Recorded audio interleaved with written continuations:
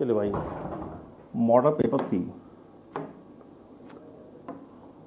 I hope कि आप लोगों का पेपर अच्छा हुआ होगा। मॉडल पेपर 3 है, पेपर काफ़ी बैलेंसिंग है, ना ज़्यादा टफ है ना इजी है। ठीक है, क्वेश्चन नंबर 51 क्या है कि बेटा क्वेश्चन नंबर 51 में कह रहा है कि एक एटम ए है जिसका आपको इलेक्ट्रॉनिक कन्फिगरेशन दिया गया है। अच्छा भाई, बेटा इस इलेक्ट्रॉनिक कन्फिगरेशन को देख के आपको बताना है कि बताइए इन चारों ऑप्शन में से कौन सा वो ऑप्शन होगा जिसकी प्रॉपर्टी ए से मैच करेगी। चलिए भाई, देखिए भाई, ए का इलेक्ट्रॉनिक कन्फिगरेशन देखने के बाद हमें ये पता चला कि बेटा इसका जो लास्ट इलेक्ट्रॉन है वो पी सबसेल में जा रहा है। तो बेटा ए के लिए ये पी ब्लॉक का एलिमेंट होगा। पहली इंफॉर्मेशन हमें ये मिल गई। सेकंड इंफॉर्मेशन हमें ये मिली कि बेटा इसके वैलेंस शेल में टोटल 5 इलेक्ट्रॉन है। हम कह सकते हैं कि ये 5th आर ग्रुप का एलिमेंट होगा। हमें ये 2 इंफॉर्मेशन पता चल गई। अच्छा भाई, अब ऑप्शन में देखिए आपको दिया गया क्लोरीन दिया गया है। बेटा जो क्लोरीन होता है ये भी पी ब्लॉक का एलिमेंट होता है, बट ये 7th आर ग्रुप का एलिमेंट होता है। पी ब्लॉक तो है बट ग्रुप डिफरेंट है। बात कर ले नाइट्रोजन की, तो बेटा जो नाइट्रोजन होता है ये पी ब्लॉक का एलिमेंट है और इसके वैलेंस शेल में टोटल 5 इलेक्ट्रॉन होते हैं। ये भी 5th आर ग्रुप का एलिमेंट होगा। भाई जब दोनों ही पी ब्लॉक के एलिमेंट हैं, दोनों का ग्रुप नंबर सेम है, तो जाहिर सी बात है कि दोनों की केमिकल प्रॉपर्टी भी आपस में सेम होगी। तो आंसर हो जाएगा आपका सेकंड। आगे बढ़े, क्वेश्चन नंबर 52। क्वेश्चन कह रहा है कि भाई यहां पे हमें एस्पिरिन का फॉर्मेशन करना है with the help of a salicylic acid. Question में आपको सैलिसिलिक एसिड गिवन है और आपको एस्पिरिन का फॉर्मेशन करना है। अब बताइए कि हम यहाँ पे कौन सा रीजेंट इस्तेमाल करें कि एस्पिरिन का फॉर्मेशन हो जाए। तो सबसे पहले तो आप ये जानिए कि सैलिसिलिक एसिड होता क्या है।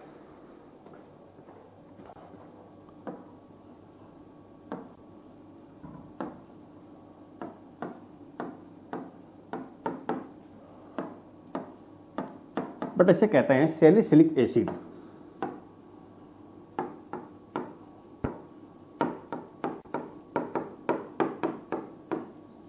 अच्छा भाई, जब आप सैलिसिलिक एसिड की रिएक्शन एसिड एनहाइड्राइड के साथ कराएंगे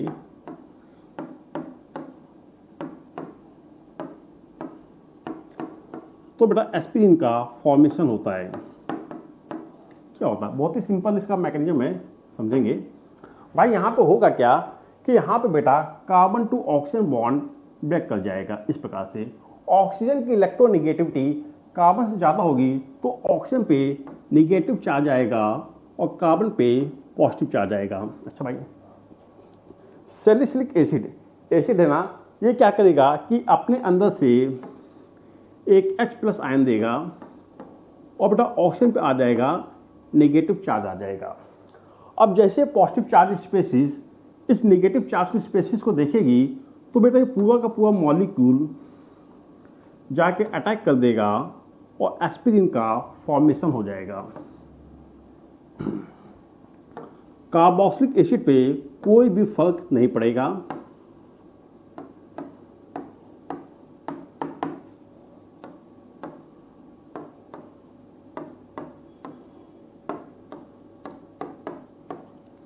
ये कहलाएगा एस्पिरिन।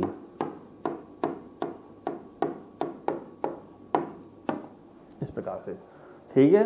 तो सैलिसिलिक एसिड से एस्पिरिन को बनाने के लिए हम यूज करते हैं एसिड एनहाइड्राइड का। ऑप्शन हो जाएगा 4th। नेक्स्ट,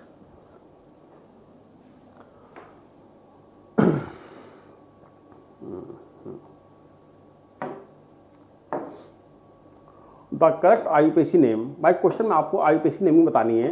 तो भाई यहाँ पे आपने देखा कि आपको जो ऑर्गेनिक कंपाउंड दिया गया है, यहाँ पे 2 फंक्शनल ग्रुप लगे हैं। एक तो आपका एमाइड दिया गया है और दूसरा आपका साइनाइड दिया गया है। तो according to seniority order amide पहले आता है और साइनाइड बाद में आता है। तो यहाँ पे बेटा आपका जो सीनियर फंक्शनल ग्रुप होगा वो एमाइड हो जाएगा, और जो साइनाइड है ये वर्क एज अ सबस्टिट्यूएंट की तरीके काम करेगा।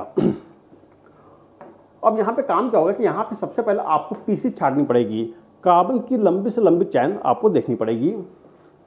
तो भाई जाहिर सी बात है कि नंबरिंग वहां से होगी जहां से आपका सीनियर फंक्शनल ग्रुप पास पड़ेगा। तो 1, 2 और 3। याद रखिएगा कि जब carbon containing functional group work as a substituent, जब carbon containing functional group substituent के तरीके काम करता है तो बेटा उसका जो कार्बन होता है वो प्रिंसिपल चैन में काउंट नहीं किया जाता है। तो यहाँ पे आपकी जो पीसी बनेगी वो बनेगी 3 कार्बनों की, और यहाँ पे जो साइनाइड है वो वर्क करेगा एज अ सबस्टिट्यूएंट। तो बेटा यहाँ पे हो जाएगा 1 साइनो, 3 कार्बनों का रूट वर्ड पोप plus primary suffix ane, propanamide. ये कहलाएगा इसका IUPAC name 1 cyano propanamide. Option 3 is the right answer. Next question number 54। The number of d electron. Question में आपको कॉम्प्लेक्स कंपाउंड दिया गया है, और कॉम्प्लेक्स कंपाउंड में जो सेंट्रल मेटल है क्रोमियम, उसका आपसे डी इलेक्ट्रॉन में अनपेयर्ड इलेक्ट्रॉन पूछे गए हैं। अच्छा, नंबर ऑफ डी इलेक्ट्रॉन पूछे गए हैं। क्वेश्चन में आपको बताने हैं कि क्रोमियम के पास कितने डी इलेक्ट्रॉन होंगे। भाई जो क्रोमियम है ये डी ब्लॉक का एलिमेंट होता है, एटॉमिक नंबर 24 होगा, और बेटा इस पे चार्ज आएगा प्लस का 3। जब आप इसका इलेक्ट्रॉनिक कन्फिगरेशन करेंगे तो एक कदम ऊपर की इनर्ट गैस 4s2। बट यहाँ पे आपको याद होना चाहिए कि जो क्रोमियम होता है बेटा, यहाँ पे एक एक्सेप्शन होता है कि s सबसेल का एक इलेक्ट्रॉन d सबसेल में चला जाता है। तो बेटा यहाँ पे हो जाएगा 4s1 3d5। अब यहाँ पर क्रोमियम ने अपने वैलेंस शेल के 3 इलेक्ट्रॉनों को बाहर निकाल दिया है, तो एक इलेक्ट्रॉन तो s सबसेल से चला जाएगा और 2 इलेक्ट्रॉन d सबसेल से चले जाएंगे। तो यहाँ पे इसका जो एक्चुअल इलेक्ट्रॉनिक कन्फिगरेशन होगा वो हो जाएगा 4s0 3d3। तो d सबसेल में टोटल इलेक्ट्रॉन होंगे 3। आंसर हो जाएगा सेकंड। Next question number 55।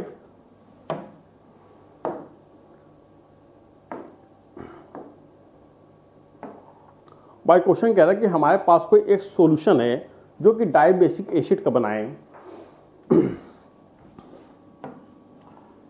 बेटा एक सॉल्यूशन है डाइबेसिक एसिड का जिसका वॉल्यूम आपको गिवन है 100 ml, और इस डाइबेसिक एसिड का जो वेट है वो आपको गिवन है 0.63 ग्राम। अच्छा भाई, फिर क्वेश्चन ने क्या कहा? क्वेश्चन कह रहा है कि हमने 20 ml ऑफ दिस सॉल्यूशन को अलग कर लिया। 20 ml हमने अलग ले लिया, डाइबेसिक एसिड सॉल्यूशन को ले लिया। अच्छा भाई, अब क्वेश्चन कह रहा है कि 20 ml डाइबेसिक एसिड सॉल्यूशन को 100% न्यूट्रलाइज करने के लिए हमने इसके ऊपर डाला बेस सोडियम हाइड्रोक्साइड। अब 20 ml डाइबेसिक एसिड को पूरी तरीके से न्यूट्रलाइज करने के लिए हमें यहाँ पे सोडियम हाइड्रोक्साइड की रिक्वायरमेंट है 20 ml एंड कंसंट्रेशन 1/10 मोलर। तो बेटा इसका वॉल्यूम जो लिया है 20 ml और कंसंट्रेशन मोलरिटी ली गई है 1/2 मोलर। अच्छा भाई यहाँ पे देखेंगे आप कि एक एसिड है दूसरा बेस है।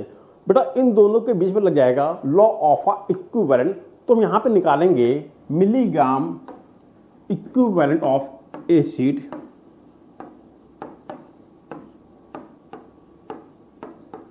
Is equal to milligram equivalent of base. Gram equivalent को निकालने के टोटल 5 रास्ते होते हैं। M1 into V1 into F1, बेटा F कहलाता है valence factor, equal to M2 into V2 into F2। Molarity आपको निकालनी है तो M1 इंटू वॉल्यूम आपको गिवन है 20 ml, और बेटा वैलेंस फैक्टर हो जाएगा इसका 2 हो जाएगा, इक्वल टू M2 आपको गिवन है कितनी गिवन, 1/10 है, 1/10 इंटू वॉल्यूम गिवन है 20 ml, और वैलेंस फैक्टर हो जाएगा 1 हो जाएगा।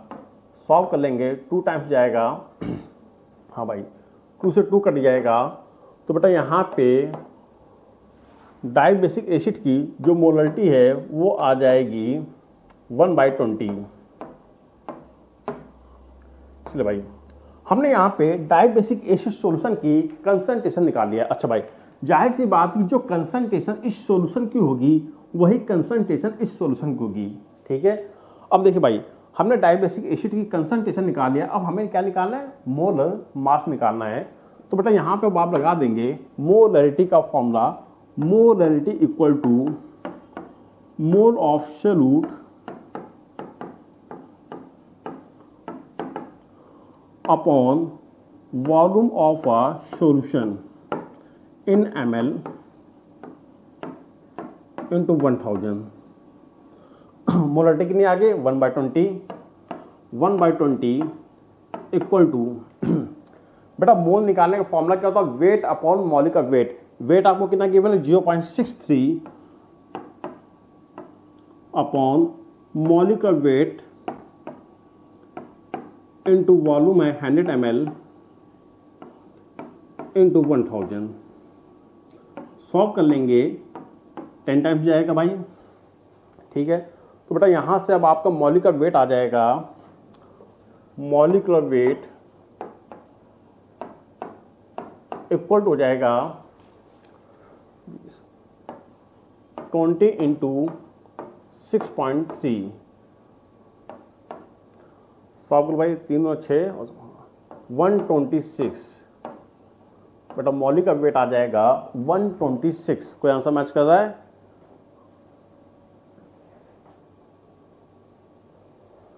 वन 126। चलिए भाई आगे बढ़ते हैं। Question number 56।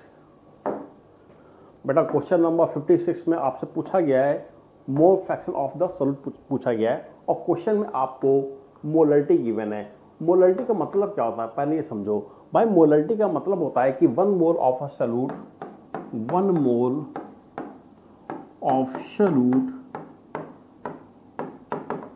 Present in 1000 gram of solvent. भाई क्वेश्चन में आपको मोलरिटी दी क्यों गई, क्वेश्चन में आपको मोलरिटी इसलिए दी गई ताकि आपको सॉल्यूट के मोल पता चल जाए कि सॉल्यूट के पास कितने मोल हैं, और सॉल्वेंट का मास आपको पता चल जाए, इसलिए क्वेश्चन में आपको मोलरिटी दी गई है।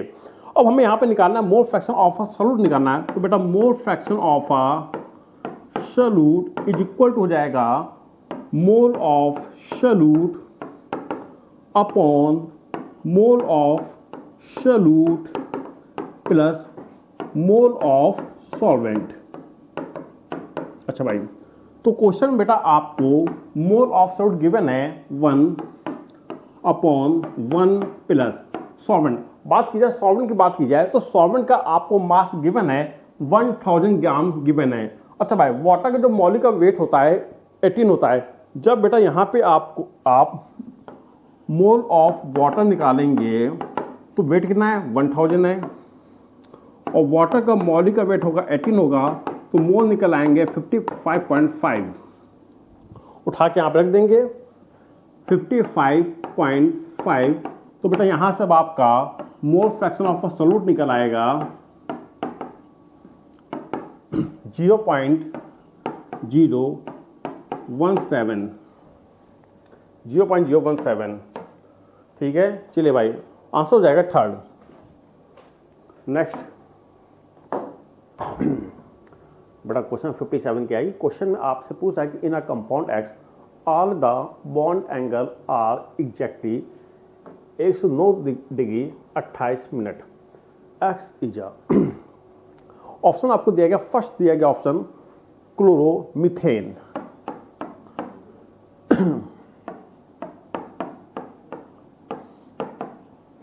भाई बेटा यहाँ पे जो क्लोरोमीथेन है ये हो जाएगा आपका बेटा ये आपका sp3 होगा।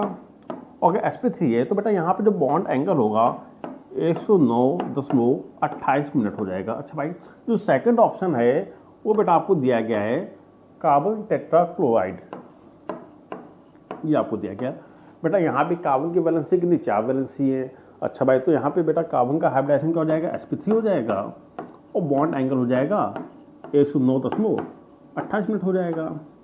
इसी प्रकार से आपको ऑप्शन नंबर थर्ड दिया गया है, आइडोफॉर्म दिया गया है CH3। बेटा यहाँ भी आप देखेंगे कि कार्बन की वैलेंसी कितनी, 4 है, तो जाहिर सी बात है इसका भी जो हाइब्रिडाइजेशन होगा वो sp3 होगा। और बेटा यहाँ पे जो sp3 होता है इनका जो बॉन्ड एंगल होता है 109.28 मिनट होगा। इसी प्रकार से आपको फोर्थ ऑप्शन दिया गया है क्लोरोफॉर्म CHCl3, हाइब्रिडाइजेशन sp3 हो जाएगा और बॉन्ड एंगल होगा 109.28 मिनट। अच्छा भाई, तो जाहिर सी बात है कि यहाँ पे चारों ऑप्शन का हाइब्रिडाइजेशन सेम है। अगर हाइब्रिडाइजेशन सबका सेम है तो बॉन्ड एंगल भी सबका सेम होगा। तो फिर अंतर क्या है, डिफरेंस क्या है? डिफरेंस है बेटा, आप देखेंगे कि जो सेकंड वाला ऑप्शन है, जो आपका सेकंड वाला ऑप्शन है कि यहाँ पे जो सराउंडिंग एटम है, यहाँ पर जो सराउंडिंग एटम दिए गए हैं बेटा, सराउंडिंग एटम क्या है, आपस में सेम है। जब आप इसका ज्योमेट्री बनाएंगे इस प्रकार से तो आपने देखा कि sp3 तो है बट यहाँ पे जो सराउंडिंग एटम आपस में सेम है। तो जाहिर सी बात है कि भैया जितना रिपल्सन इन दोनों के बीच में लगेगा उतना ही रिपल्सन इन दोनों के बीच में लगेगा और उतना ही रिपल्सन इन दोनों के बीच में लगेगा।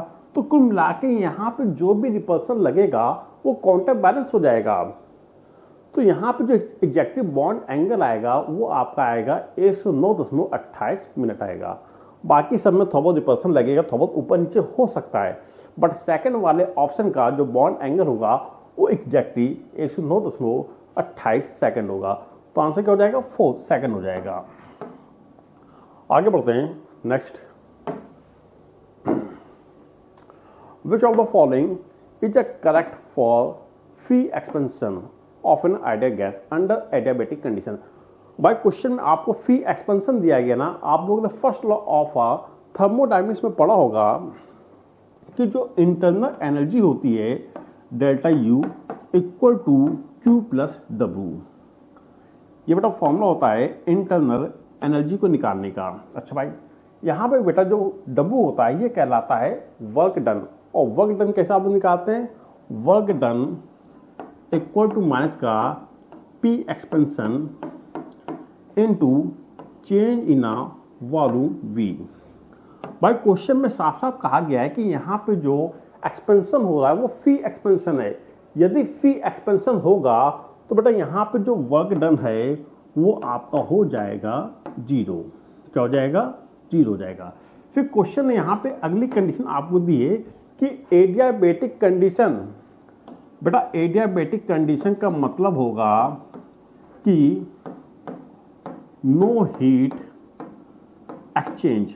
बेटा यहाँ पे हीट का कोई भी एक्सचेंज नहीं होगा। अगर हीट का एक्सचेंज नहीं होगा तो बेटा यहाँ पे जो हीट है उसकी वैल्यू हो जाएगी 0। अब आप देखेंगे कि वर्क डन क्या है, 0 है, हीट क्या है, 0 है। तो बेटा यहाँ पे जो इंटरनल एनर्जी आपकी आएगी इसकी वैल्यू हो जाएगी 0। अच्छा भाई, तो इंटरनल एनर्जी क्या हो गया, 0 हो गया। जैसा कि आप लोग जानते हैं कि जो इंटरनल एनर्जी होती है ये बेटा होता है फंक्शन ऑफ टेम्परेचर। हाँ, इंटरनल एनर्जी टेम्परेचर पे डिपेंड करती है। यदि इंटरनल एनर्जी की वैल्यू 0 है तो बेटा यहाँ पे जो डेल्टा T होगा उसकी वैल्यू आ जाएगी 0।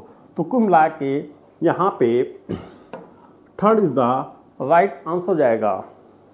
ठीक है, वर्क डन क्या है, 0 है, डेल्टा टी की वैल्यू 0 है और heat 0, answer third. Next, the following two reaction, question में आपको 2 रिएक्शन दी गई हैं और क्वेश्चन में आपसे डिजायर्ड इक्वेशन के लिए एंथैल्पी पूछी गई है। बेटा ये क्वेश्चन जो है ये क्वेश्चन बेस्ड है हेस लॉ पे, आप लोगों ने पढ़ा होगा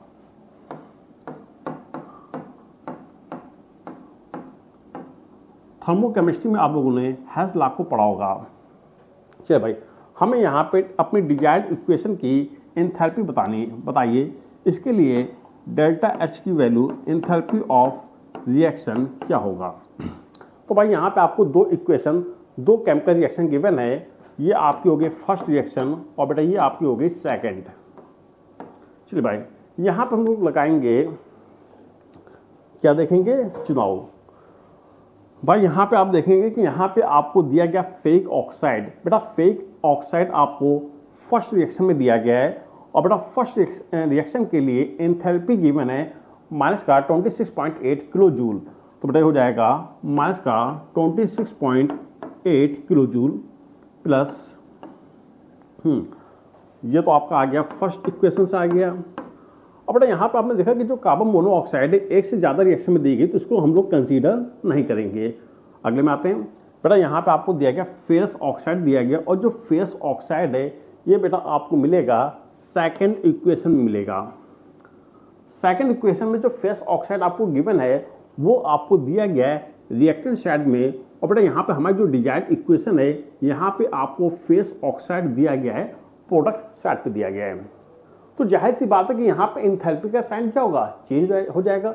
जो नेगेटिव है वो प्लस हो जाएगा और जो प्लस होगा वो नेगेटिव हो जाएगा। तो बेटा यहाँ पे एंथैल्पी आपको दी गई नेगेटिव में दी गई तो बेटा यहाँ पे क्या हो जाएगी, प्लस में हो जाएगी।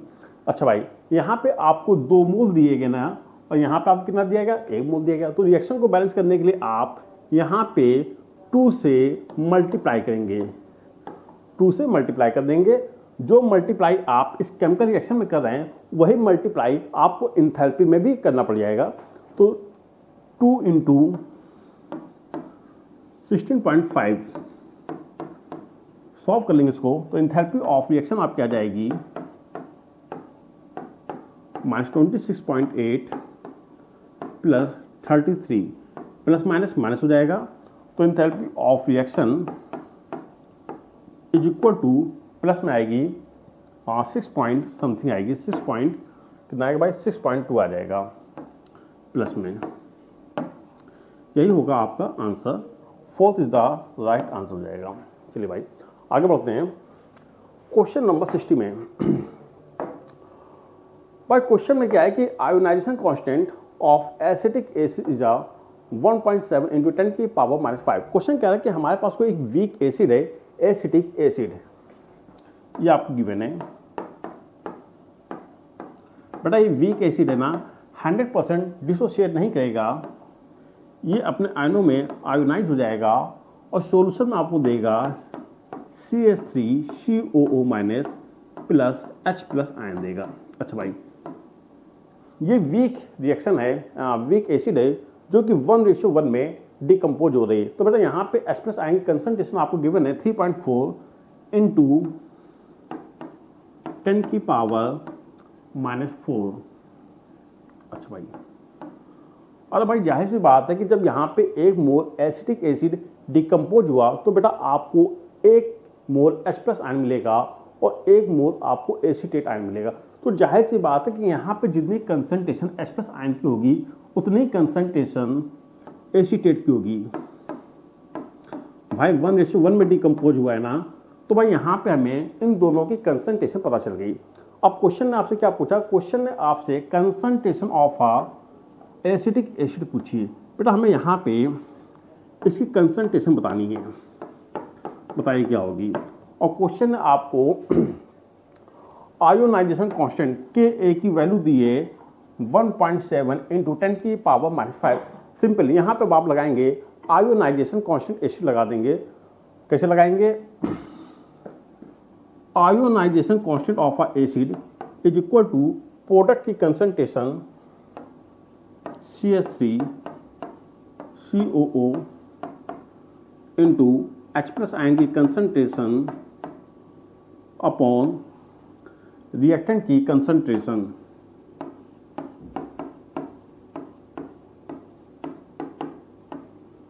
ठीक है, हमें क्या निकालना, हमें यहाँ पे रिएक्टेंट की कंसंट्रेशन निकालनी है। बेटा यहाँ पे हो जाएगा CH3COOH इज इक्वल टू, यहाँ पे जगह नहीं, मैं इधर ऊपर कर देता हूँ,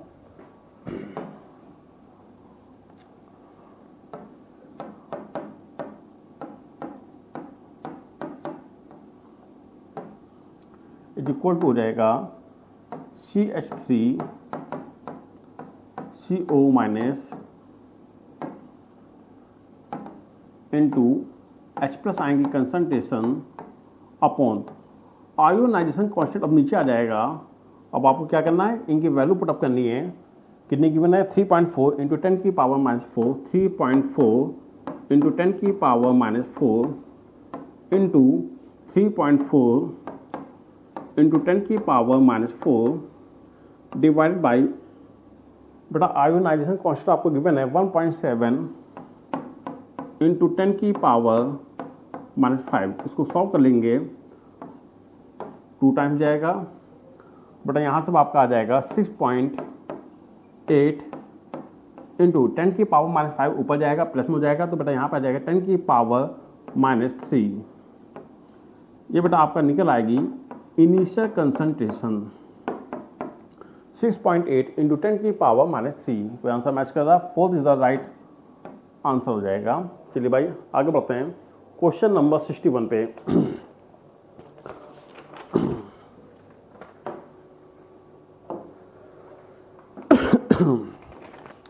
conjugate base of a Bronsted acid water and HF। बेटा मैं यहाँ पे बताना है कॉन्जुगेट बेस। बेटा यहाँ पे आपको क्वेश्चन में यहाँ पे आपसे कॉन्जुगेट बेस पूछा गया है। अच्छा भाई, वाटर,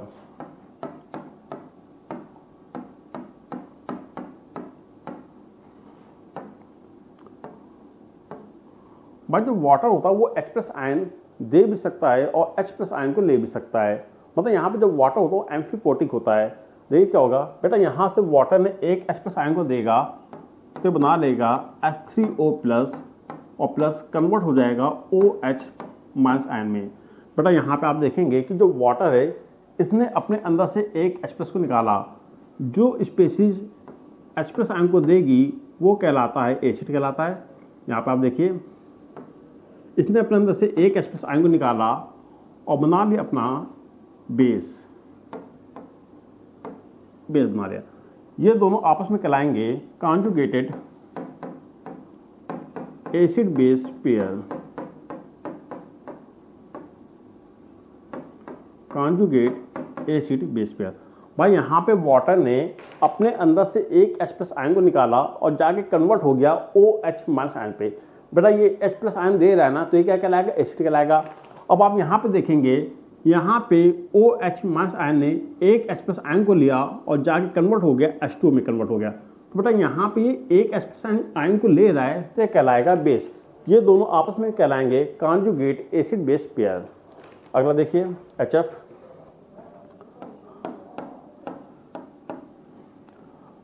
जब हम इसको वाटर में लेके जाएंगे तो वाटर के अंदर एक H प्लस आयन देगा, वाटर के एक H प्लस आयन को लेगा और बेटा बना लेगा अपना फ्लोराइड। यहाँ पे HF वर्क कर रहा है एज एसिड तरीके और बेटा यहाँ पे कन्वर्ट हो गया बेस में। ये दोनों आपस में कहलाएंगे कॉन्जुगेट एसिड बेस पेयर। तो जाहिर सी बात है यहाँ पे क्या हो जाएगा option OH minus and F minus ion respectively. Question number 62। The compound C7H8 undergoes the following reaction. अच्छा भाई, क्वेश्चन में आपको कंपाउंड दिया गया है C7H8 दिया गया है। सबसे पहले आपको आइडेंटिफाई करना पड़ेगा कि C7H8 क्या होगा। तो इसके लिए आपको निकालना पड़ेगा डिग्री ऑफ अनसैचुरेशन। तो बेटा इसके लिए हम निकालते हैं डिग्री ऑफ अनसैचुरेशन। हमें ये पता चल जाएगा कि इसके पास कितने पाई बॉन्ड हैं या कितनी रिंग है। 7 कार्बनों का एल्केन, 7 दूना 14 1 16, 16 माइनस का 8 divided by 2 is equal to 4। बेटा इसके पास 4 पाई बॉन्ड होंगे या 3 पाई बॉन्ड एक रिंग हो सकती है। तो जाहिर सी बात बेटा यहाँ पे जो आपको दिया गया है ये आपको दिया गया टॉलिन दिया गया है C7H8, ये टॉलिन होगा और टॉलिन का आपने कहा दिया क्लोरीनेशन जहां जहां H वहां लगा देंगे Cl, तो बेटा बन जाएगा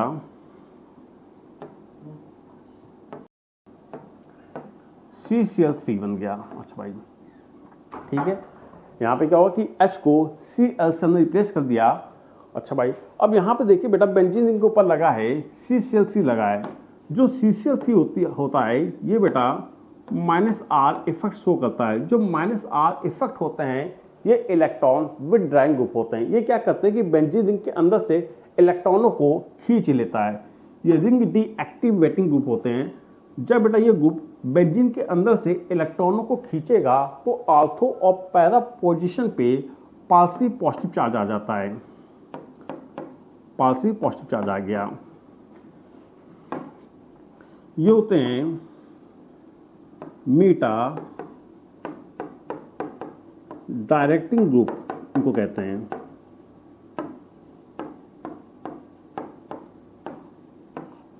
अच्छा भाई अब बेटा यहाँ पे सेकंड स्टेप में क्या होगा कि यहाँ पे सेकंड स्टेप में आएगा Br2 in presence of iron.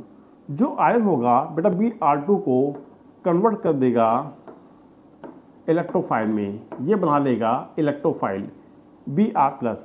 अब बेटा यहाँ पे जब इलेक्ट्रोफाइल अटैक करने के लिए आएगा तो जाहिर सी बात है कि वो मीटा पोजीशन पे आके अटैक करेगा, तो बेटा यहाँ पे आके लग जाएगा Br लग जाएगा। यह अब आपका बन गया प्रोडक्ट B बन गया। अब इसको हमने ट्रीट कराया zinc in presence of HCl। जो zinc in presence of HCl होता है ये क्या करता है, ये रिड्यूस करा देता है एल्किल हैलाइड को, ना कि एजाइल हैलाइड को। यदि आप इसको zinc in presence of HCl लोगे तो बेटा जिंक क्या करेगा कि यहाँ पे जितने भी हैलोजन लगे हैं उनको H से रिप्लेस कर देगा और ये बना देगा इसका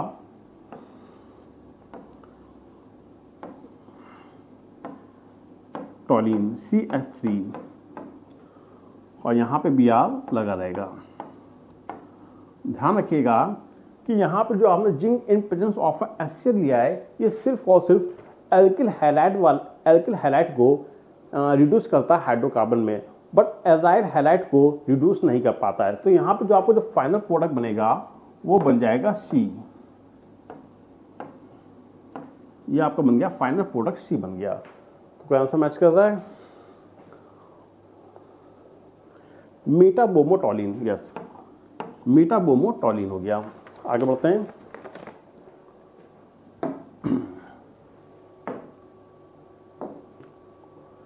A mixture of carbon monoxide and CO2 has a vapor density 20 at STP. 100 gram of this mixture contain। Question कह रहा है कि हमारे पास कोई एक मिक्सचर है कार्बन मोनोऑक्साइड एंड CO2 का। बेटा ये मिक्सचर है, vapour density of mixture given है 20 और क्वेश्चन में क्या गिवन है, वेट आपको गिवन है 100 gram of this mixture. Wait of mixture given है 100 ग्राम। अच्छा भाई अब बेटा क्वेश्चन में आपसे मोल ऑफ कार्बन मोनोऑक्साइड पूछा गया है। चलो भाई क्वेश्चन में आपको वेपर डेंसिटी गिवन है ना, तो वेपर डेंसिटी की हेल्प से आप इस मिक्सचर का मॉलिक्यूलर वेट निकाल सकते हैं।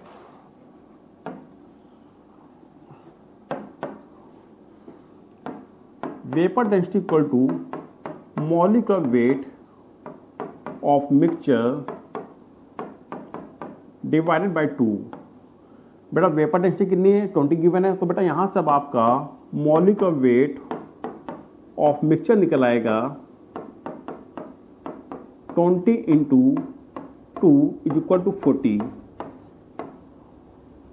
ये आपका आ गया मॉलिक्यूलर वेट ऑफ मिक्सचर आ गया। अच्छा भाई क्वेश्चन में क्या पूछा गया, क्वेश्चन में आपसे मोल ऑफ कार्बन मोनोऑक्साइड पूछे गए हैं। अच्छा एक चीज बताओ, यदि हम कार्बन मोनोऑक्साइड, यदि हम मोल of carbon monoxide plus mole of carbon dioxide, यदि हम मिक्सचर में इन दोनों के मोल को आपस में जोड़ दें तो बेटा मोल ऑफ मिक्सचर निकल आएगा ना, बोलो। यदि हम मोल ऑफ कार्बन मोनोऑक्साइड और मोल ऑफ कार्बन डाइऑक्साइड इन दोनों के मोलों को निकाल के आपस में जोड़ दें तो मोल ऑफ मिक्सचर निकल आएगा, बिल्कुल निकल आएगा। अब क्वेश्चन में आपको कंडीशन क्या गिवन थी, क्वेश्चन में आपसे कह रहा है कि जो इस मिक्सचर का जो वेट है वो आपको दिया गया 100 ग्राम दिया गया है। अच्छा भाई, हमने मान लेते हैं कि weight of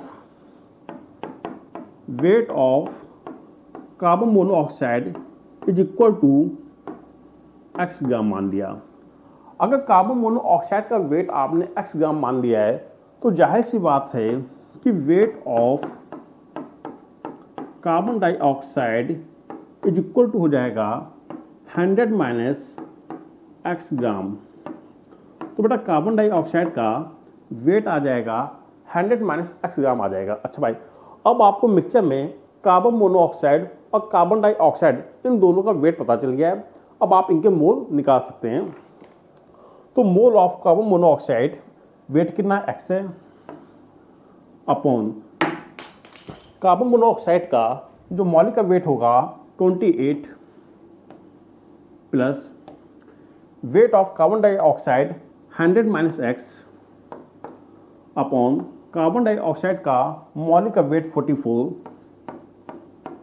is equal to mole of a mixture. बेटा यहां पे मिक्सचर का वेट आपको कितना गिवन 100 ग्राम है, 100 ग्राम upon molecular weight of mixture. बेटा मॉलिक्यूलर वेट ऑफ मिक्सचर कितना आ गया, 40 आ गया। ठीक है, मैंने अभी आपको यही समझाया था कि यदि हम इन दोनों के मोलों को जोड़ देंगे तो मोल ऑफ मिक्सचर निकल आएगा। अब आप इसको सॉल्व कर लेंगे तो यहां से आपकी x की वैल्यू निकल आएगी, ये जाएगा। चलो भाई और सॉल्व कर लेते इसको, 2 दूना 4, 2 पंचे 10, तो बेटा आ जाएगा 5/2 is equal to x upon, यहाँ पे 28 है, 28 में बेटा 4 को कॉमन ले लें तो 4 तो बाहर निकल आएगा, अंदर क्या आ गया 7 आ गया, प्लस 100 माइनस x। अच्छा भाई नीचे आ जाएगा 11 आ जाएगा, 2 दूना 4, 2 गया, 2 का 5 में मल्टीप्लाई हो जाएगा। मैं यहाँ कर दे रहा हूँ, वहाँ जगह नहीं है, अब मैं इसको हटा दे रहा हूँ।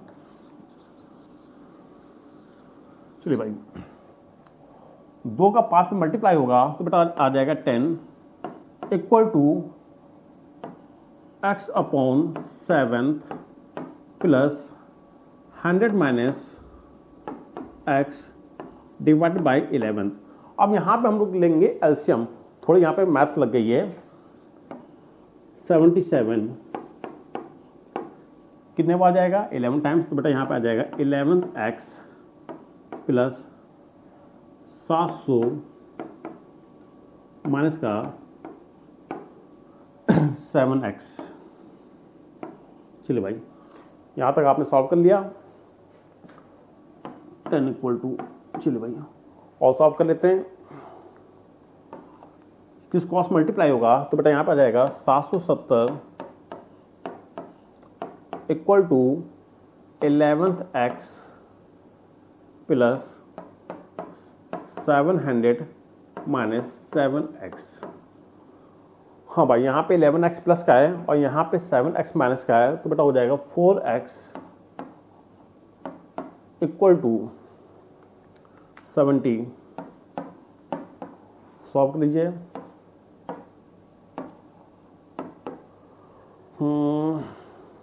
70 4 कम 4 और बचा 5 को 20 17 17.5, तो बेटा आ जाएगा 17.5 आ जाएगा। तो यहाँ से आपकी x की वैल्यू आ गई 17.5 आ गई। अच्छा भाई हमें क्या निकालना है, हमें तो मोल ऑफ कार्बन मोनोऑक्साइड निकालना भाई। तो बेटा कार्बन मोनोऑक्साइड के मोल के लिए वेट कितना था, x था, और बेटा x की वैल्यू कितनी आ गई, 17.5 आ गई। उठा के इसको यहाँ पे रखो भाई, 17.5 डिवाइडेड बाई 28। तो बेटा यहाँ से आपके मोल निकल आएंगे, सॉल्व करेंगे इसको। तो बेटा यहाँ पे इसको जो सॉल्व करेंगे तो मोल इसके आ जाएंगे 0.625 आएगा। तो 0.625 मोल आ गए। Third is the right answer हो जाएगा। चलिए भाई, काफ़ी लंबा कैलकुलेशन था। आगे बढ़ते हैं क्वेश्चन नंबर 64 पे। The correct structure of product A form in the reaction. भाई यहाँ पे आप करवा रहे हैं हाइड्रोजिनेशन करवा रहे हैं in presence of a palladium. बेटा hydrogenation in presence of a palladium ले सकते हो, रैनी निकल ले सकते हो, या प्लेटिनम ले सकते हो। ये क्या करता है, carbon to carbon double bond को रिड्यूस कर देता है और बना देता है हाइड्रोकार्बन। तो बेटा यहाँ पे हाइड्रोकार्बन हो जाएगा और आपका फाइनल प्रोडक्ट बन जाएगा ये। कोई आंसर मैच कर रहा है, second is the right answer हो जाएगा। चलिए भाई आगे बढ़ते हैं question number 65।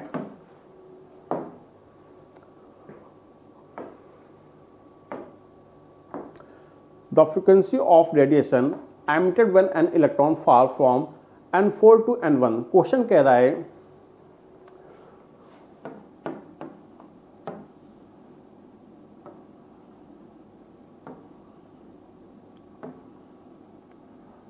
N equal to 1,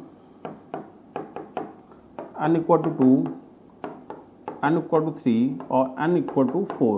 बेटा क्वेश्चन कह रहा है कि एक इलेक्ट्रॉन है जो फोर्थ एनर्जी लेवल से फर्स्ट एनर्जी लेवल पे जंप कर रहा है। अच्छा भाई, जब इलेक्ट्रॉन हायर एनर्जी लेवल से लोअर एनर्जी लेवल पे जंप करता है तो बेटा यहाँ पे एनर्जी का एक्सचेंज होता है डेल्टा ई। अच्छा भाई, यहाँ पे जो एनर्जी का एक्सचेंज होगा वो टोटल एनर्जी के इक्वल होगा। और जैसा कि आप लोग जानते हैं कि जो टोटल एनर्जी होती है, total energy equal to minus का आयोनाइजेशन एनर्जी।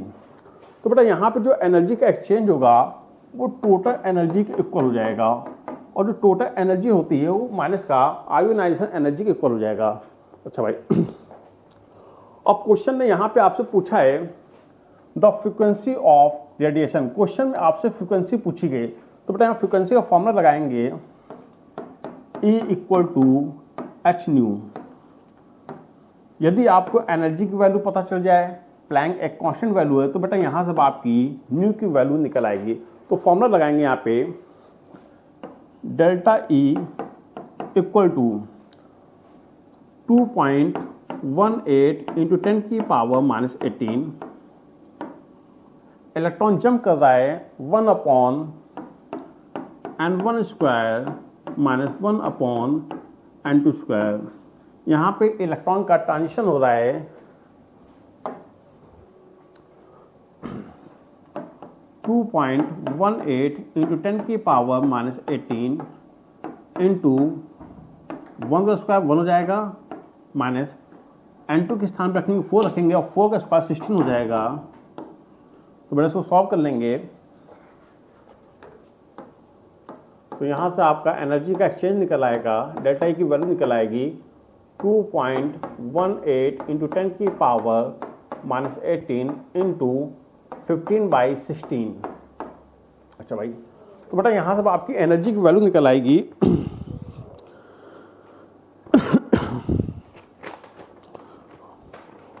2.04 इंटू 10 की पावर माइनस 18। ये बेटा आपकी डेल्टा ई की वैल्यू निकल आई 2.04 इंटू 10 की पावर माइनस 18। अच्छा भाई, हमें क्या निकालना, हमें तो फ्रीक्वेंसी निकालना है। तो बेटा यहाँ फ्रीक्वेंसी का फॉर्मूला लगाएंगे न्यू इक्वल टू एनर्जी कितना आ गया 2.04 इंटू 10 की power minus 18 divided by Planck constant 6.6 into 10 की पावर माइनस का 34। तो बेटा इसको सॉल्व कर लेंगे तो यहाँ से आपकी फ्रीक्वेंसी निकल आएगी 3.08 इंटू 10 की power 15 second inverse 3.08 into 10⁻15 second inverse. तो कोई आंसर मैच करेगा, first is the right answer हो जाएगा। चलिए भाई आगे बढ़ते हैं। Question number 66। भाई क्वेश्चन में आपसे कार्बोक्सिलिक एसिड की स्ट्रेंथ का ऑर्डर पूछा गया है। चलिए भाई, जैसा कि आप लोग जानते हो कि जो एसिडिक स्ट्रेंथ होता है is directive for the -I या -R के डायरेक्टिव होता है और +I +R के इनवर्स होता है। भाई जो फर्स्ट ऑप्शन दिया गया है यहाँ बेटा ना तो कोई +I लगा है ना कोई -I लगा है। सेकंड वाले को चेक करते हैं। बेटा सेकंड वाले में -I इफेक्ट लगा है और थर्ड वाले में भी लगा है -I इफेक्ट लगा है। अच्छा भाई, जाहिर सी बात है सेकंड और थर्ड में दोनों में -I इफेक्ट लगे हैं। अब जो -I इफेक्ट होता है, जो बेटा इंडक्टिव इफेक्ट होता है,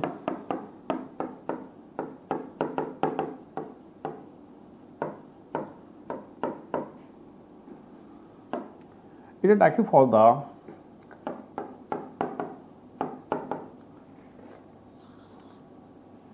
इनवर्सली टू द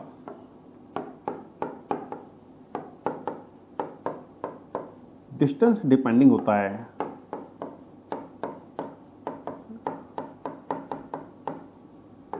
ये बड़ा जो इंडक्टिव इफेक्ट होता है ये डिस्टेंस डिपेंडिंग इफेक्ट होता है। मतलब अगर डिस्टेंस बढ़ेगी तो इंडक्टिव इफेक्ट डिक्रीज कर जाएगा और डिस्टेंस कम होगी तो इंडक्टिव इफेक्ट बढ़ जाएगा।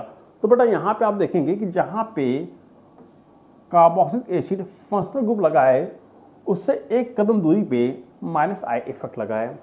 बट थर्ड वाले ऑप्शन पे जहाँ पे आपका फंक्शनल ग्रुप लगा है उससे 2 कदम की दूरी पे -I इफेक्ट लगा है। तो -I इफेक्ट जितना ज़्यादा पास होगा उसका इंडक्टिव इफेक्ट उतना ज़्यादा होगा। तो उसका जो ऑर्डर निकल के आएगा सबसे ज़्यादा होगा सेकेंड, देन थर्ड और देन फर्स्ट। ये बेटा इसकी एसिडिक स्ट्रेंथ का हो जाएगा order second, third and first. Second is the right answer हो जाएगा। चलिए भाई आगे बढ़ते हैं। Next 60% of first order reaction was complete in 60 minute 50% of the same reaction would be complete in approximately. Question कह रहा है फर्स्ट ऑर्डर की रिएक्शन है 60% कंप्लीट होने में 60 मिनट कंज्यूम हो रहे हैं, तो बताइए 50% कंप्लीट होने में कितना टाइम लगेगा। ये क्वेश्चन में आपसे पूछा गया है। तो बेटा यहाँ पे आप लोग लगाएंगे फर्स्ट ऑर्डर की इक्वेशन लगाएंगे, क्या होती है बताइए, KT बराबर 0.693, अच्छा ये तो हाफ, KT बराबर 2.303 log initial concentration A0 by remaining concentration, बची हुई कंसंट्रेशन। बेटा यहाँ से आपका रेट कांस्टेंट K निकल आएगा। टाइम T आपको गिवन है 60 minutes is equal to 2.303 log। हमने मान लिया कि इनिशियल कंसंट्रेशन 100% थी, 100 हो गया। बची हुई कंसंट्रेशन 60% रिएक्शन कंप्लीट हो गई तो बची कितनी, 40% बचेगी। ये आपकी आ गई बची हुई कंसंट्रेशन। सॉल्व कर लेंगे इसको भाई। यहाँ पे आप लगाएंगे लॉग की property K into 60 equal to 2.303। बेटा लॉग की प्रॉपर्टी लगा देंगे लॉग 4 माइनस लॉग 10, ठीक है, log 4 माइनस log 10। तो बेटा यहाँ से आपका रेट कांस्टेंट K निकल आएगा, K इक्वल टू 2.303। log 4 की वैल्यू होगी 0.6 और log 10 की वैल्यू 1 होती, 1 में से 0.6 चला जाएगा तो बेटा 0.4 बचेगा इंटू 0.4 डिवाइडेड बाई 60। चलिए भाई इसको सॉल्व कर लेते हैं। तो बेटा यहाँ पे आपका जो रेट कांस्टेंट के की वैल्यू है वो आ जाएगी 0.0153। सॉल्व करने के बाद ये वैल्यू आएगी 0.0153 आ जाएगी। तो भाई आपने यहाँ पे क्या किया, आपने रेट कांस्टेंट के की वैल्यू निकाल दी है। अब हमें यहाँ पे हाफ टाइम टी निकालना है। तो बेटा हाफ फर्स्ट ऑर्डर के लिए जो हाफ टाइम टी होती है उसके लिए हम लिखेंगे के T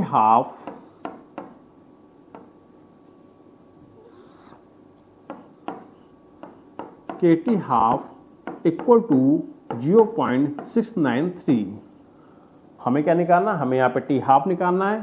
T half equal to 0.693 और बेटा रेट कांस्टेंट कितना आ गया आपका 0.0153। सॉल्व कर लेंगे तो यहाँ पे बेटा अब आपका टी हाफ आ जाएगा अप्रॉक्स 45 मिनट के समथिंग। आंसर हो जाएगा फर्स्ट। चलिए भाई क्वेश्चन नंबर 68 पे चलते हैं।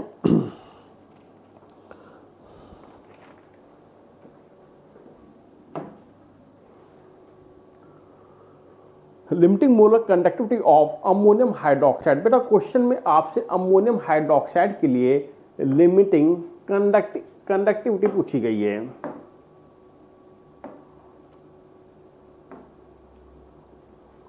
ठीक है, ऑप्शन में आपको क्या क्या गिवन है, ammonium chloride, sodium chloride and sodium hydroxide. चलो भाई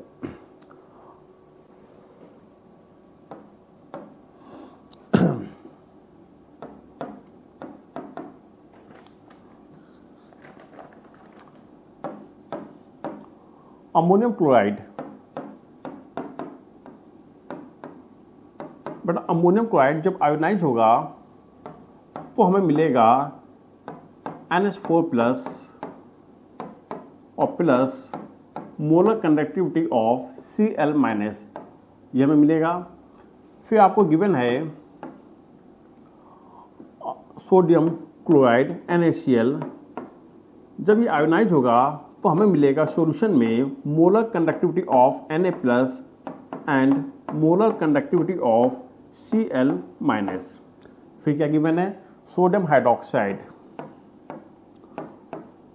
सोडियम हाइड्रोक्साइड स्ट्रॉन्ग बेस है, ये हमें टूट के देगा Na plus plus molar conductivity of OH minus ion. और क्वेश्चन में अब आपसे molar conductivity of ammonium hydroxide पूछा गया है। हमें बेटा यहां पर निकालना है molar conductivity of ammonium hydroxide. चलो भाई, जब अमोनियम हाइड्रोक्साइड सॉल्यूशन में जाके डिजॉल्व होगा तो ये बेटा हमें देगा 1 मोल NH4 प्लस देगा। अब NH4 प्लस आपको कहाँ मिलेगा, NH4 प्लस हमें मिल रहा है फर्स्ट इक्वेशन मिल रहा है। तो बेटा यहां पर जाएगा molar conductivity of ammonium chloride. अच्छा भाई, और क्या हमें देगा, और हमें देगा OH माइनस आयन देगा। OH माइनस आयन आपको मिलेगा थर्ड इक्वेशन में मिलेगा। तो molar conductivity of ammonium hydroxide हो गया। चलिए भाई, ठीक है, क्लियर। अच्छा भाई जब अमोनियम हाइड्रोक्साइड जब सॉल्यूशन में जाएगा तो बेटा आपको 1 मोल NH4 प्लस देगा और 1 मोल OH माइनस आयन देगा। पर यहाँ पे इसके साथ साथ Na और Cl भी तो आ गया। अभी जो NaCl आ गया ये इंटरमीडिएट आ गया, हमें इस इंटरमीडिएट को हटाना पड़ेगा। तो बेटा हम यहाँ पे क्या करेंगे कि यहाँ पे जो एक्स्ट्रा आ गया है उसको हटाने के लिए हम सेकंड वाले इक्वेशन को माइनस कर देंगे, तो NaCl बाहर निकल जाएगा NaCl। तो बेटा ये होगा इसका राइट एक्सप्रेशन। कोई आंसर मैच कर रहा है, 4th is the right answer. चलिए भाई question number 69।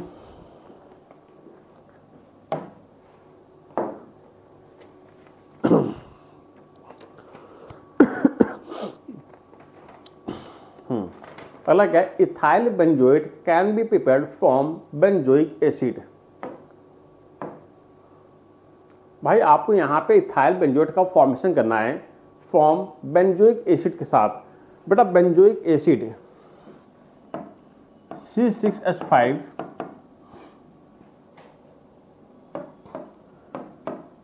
COOH plus. Benzoic acid को जब आप इथाइल अल्कोहल के साथ ट्रीट कराते हैं in presence of a dry HCl, तो बेटा वहां पे इथाइल बेंजोएट का फॉर्मेशन होता है। तो हम यहां पे क्या लेंगे, इथाइल अल्कोहल लेंगे,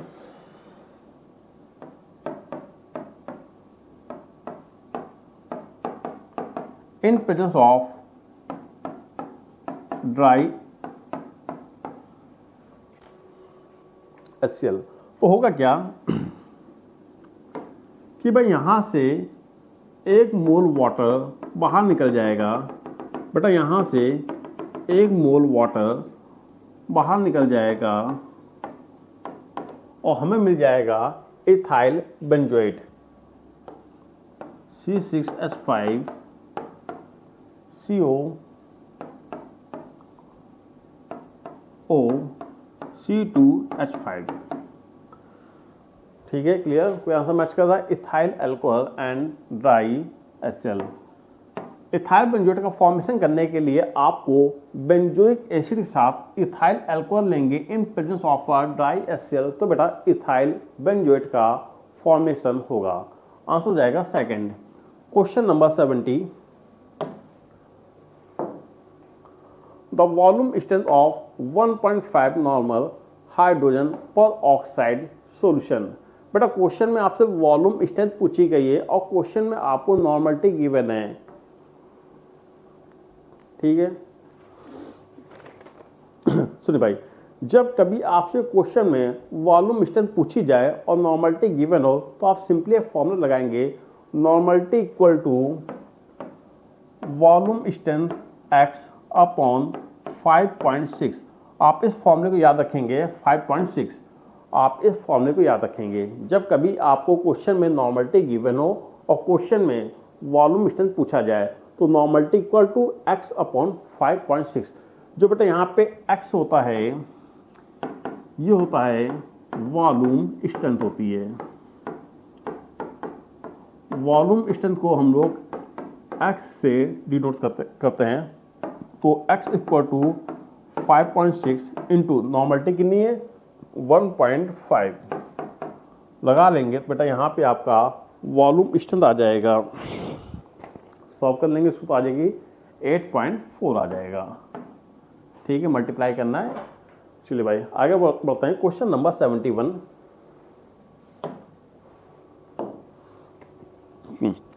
the second period of a Lane process. By Lane process होता है क्या है बेटा, लेन प्रोसेस का हम लोग यूज करते हैं large scale preparation of hydrogen gas. जब आपको हाइड्रोजन गैस का अधिक मात्रा में उत्पादन करना होता है तो हम लोग वहाँ पे लेन प्रोसेस का यूज करते हैं। लेन प्रोसेस में बेटा जो आयरन होता है, जो आयरन होती है, आयरन लीस्ट रिएक्टिव होती है, ये जल्दी वाटर के साथ रिएक्ट नहीं करती है, तो बेटा आयरन को हम लोग वाटर स्टीम के साथ रिएक्ट कराते हैं, तो बेटा यहाँ पर mixed oxide Fe3O4 plus H2 gas बनती है। अच्छा भाई, तो यहाँ बेटा हमने लार्ज स्केल H2 गैस का फॉर्मेशन किया जिसके लिए हमने यहाँ पे आयरन का यूज किया। अब हमारी जो आयरन मेटल है ये तो बेटा बर्बाद हो गई, और आयरन एक अच्छी खासी कॉस्टली मेटल होती है, तो आयरन को वापस से आयरन में कन्वर्ट करने के लिए हम लोग फेरिक ऑक्साइड का करवा देते हैं reduction in presence of a water gas, in presence of a water gas, तो बेटा हमें वापस से आयरन प्राप्त हो जाता है।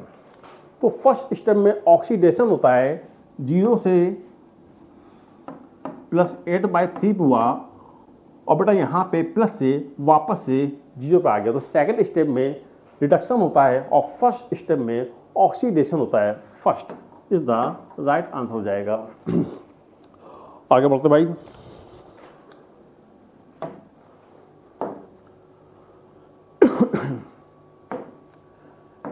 If a current of a 0.5 ampere flow through a metallic wire for 2 hours, how many electron would flow through the wire? Question कह रहा है कि बताइए 0.5 एम्पियर करंट को हमने पास किया 2 आवर के लिए, तो बताइए कुल मिला के यहाँ पे कितने नंबर ऑफ इलेक्ट्रॉन पास करने पड़ेंगे। तो बेटा यहाँ पे सबसे पहले आपको चार्ज की वैल्यू निकालनी पड़ेगी। सबसे पहले यहाँ पे आप करंट निकाल लेंगे, Q equal to I ampere into time in second. 0.5 ampere into time कितना दिया गया, 2 आवर दिया गया है। 1 आवर में 3600 सेकंड होते हैं, तो 2 इंटू 3600 सेकंड। तो बेटा यहां से आपकी चार्ज की वैल्यू निकल आएगी। तो बेटा यहां से आपका Q की वैल्यू आ जाएगी 3600 कूलाम। तो कुल मिला के इतने टाइम में यदि हम 0.5 एम्पियर करंट पास करते हैं तो बेटा यहाँ पे कुल मिला के इतना करंट सप्लाई होगा। ये निकल आया। अच्छा भाई, अब आप लोग जानते हैं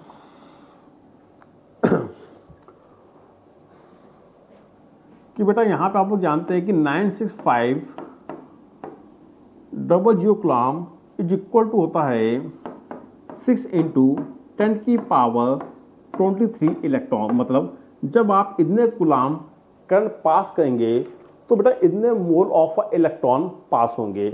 यदि इतने कूलाम पास करने में हमें इतने मोल ऑफ इलेक्ट्रॉन मिल रहे हैं तो बेटा एक कूलाम करंट पास करने में कुल हमें यहाँ पे 6 इंटू 10 की पावर 23 डिवाइडेड बाई 96500 इलेक्ट्रॉन पास होंगे। अच्छा भाई, मतलब एक कूलाम पास करने में इतने नंबर ऑफ इलेक्ट्रॉन हमें मिलेंगे। बट क्वेश्चन ने आपसे एक कूलाम की बात नहीं की है। क्वेश्चन तो आपसे कह रहा है कि बताओ यदि हम 3600 कूलाम पास करें तो हमें यहाँ पे कितने मोल ऑफ इलेक्ट्रॉन मिलेंगे। तो बेटा एक कूलाम में इतने मोल ऑफ इलेक्ट्रॉन मिल रहे हैं तो 3600 कूलाम पास करने में हमें बेटा यहाँ पे कुल नंबर ऑफ इलेक्ट्रॉन मिल जाएंगे 6 इंटू 10 की power 23 into 3600 coulomb divided by 96500। 0 चला गया भाई, मल्टीप्लाई कीजिए 36 18 बड़ा इसको सॉल्व करेंगे तो आ जाएगा 2.246 इंटू 10 की पावर 22 इतने इलेक्ट्रॉन आपको मिलेंगे। क्वेश्चन नंबर 72 का आंसर हो जाएगा सेकंड। कितना मिलेगा, 2.2 इंटू 10 की पावर 22 इलेक्ट्रॉन। चलिए भाई आगे बढ़ते हैं। चलिए भाई क्वेश्चन नंबर 73 बेटा क्या है कि विच of the following will give a racemic mixture on reacting with HCl। अच्छा भाई देखो भाई, जब आप HCl का एडिशन करेंगे तो जो कंपाउंड बनेगा वो रेसमिक मिक्सचर होना चाहिए।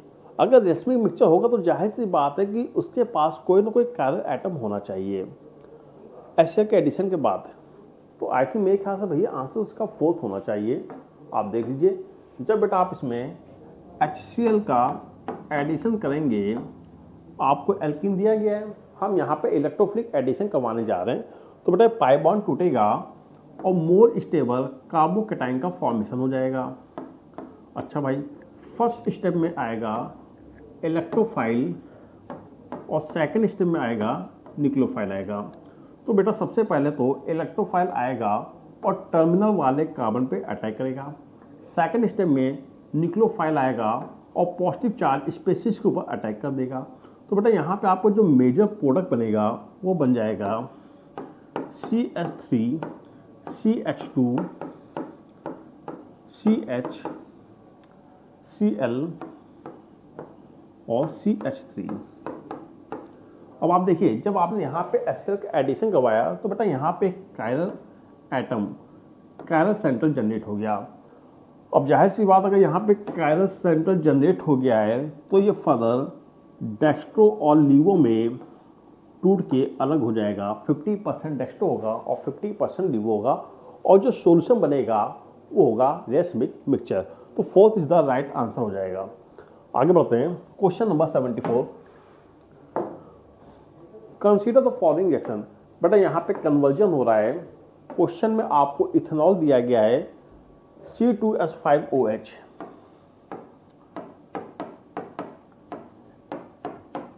इथेनॉल को हमने ट्रीट कर दिया PbR3, तो बेटा जहां जहां OH वहां वहां लगा देंगे Br, तो बन जाएगा C2H5Br। जब आपका बन गया एल्किल ब्रोमाइड। अब आपने एल्किल ब्रोमाइड के साथ ले लिया alcoholic potassium hydroxide. Potassium hydroxide एक स्ट्रॉन्ग बेस है इन प्रेजेंस ऑफ अल्कोहल। तो बेटा यहाँ पे एलिमिनेशन हो जाएगा। एक कार्बन से Br निकलेगा, उसके जस्ट बगल वाले कार्बन से हाइड्रोजन निकलेगा, एलिमिनेशन होके यहाँ पे बेटा फॉर्मेशन हो जाएगा एल्कीन का CH2 डबल बॉन्ड CH2। अच्छा भाई, अब सेकंड स्टेप में आपने इसका कहा दिया addition of water in presence of sulphuric acid. जब बेटा यहाँ पे आप एडिशन ऑफ वाटर करेंगे तो एक पाई बॉन्ड टूटेगा, इन दोनों कार्बनों की एक एक वैलेंसी फ्री हो जाएगी। कार्बन की एक वैलेंसी से हाइड्रोजन लग जाएगा और दूसरे कार्बन की दूसरी वैलेंसी से OH लग जाएगा। तो बेटा यहाँ पे आपका जो फाइनल प्रोडक्ट बनेगा CH3 CH2 OH, ये आपका बन गया इथेनॉल। आंसर क्या हो जाएगा? Fourth. Next question number 75।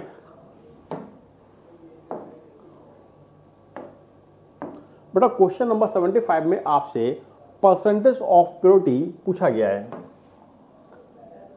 Question में आपको दिया गया है मैग्नीशियम कार्बोनेट।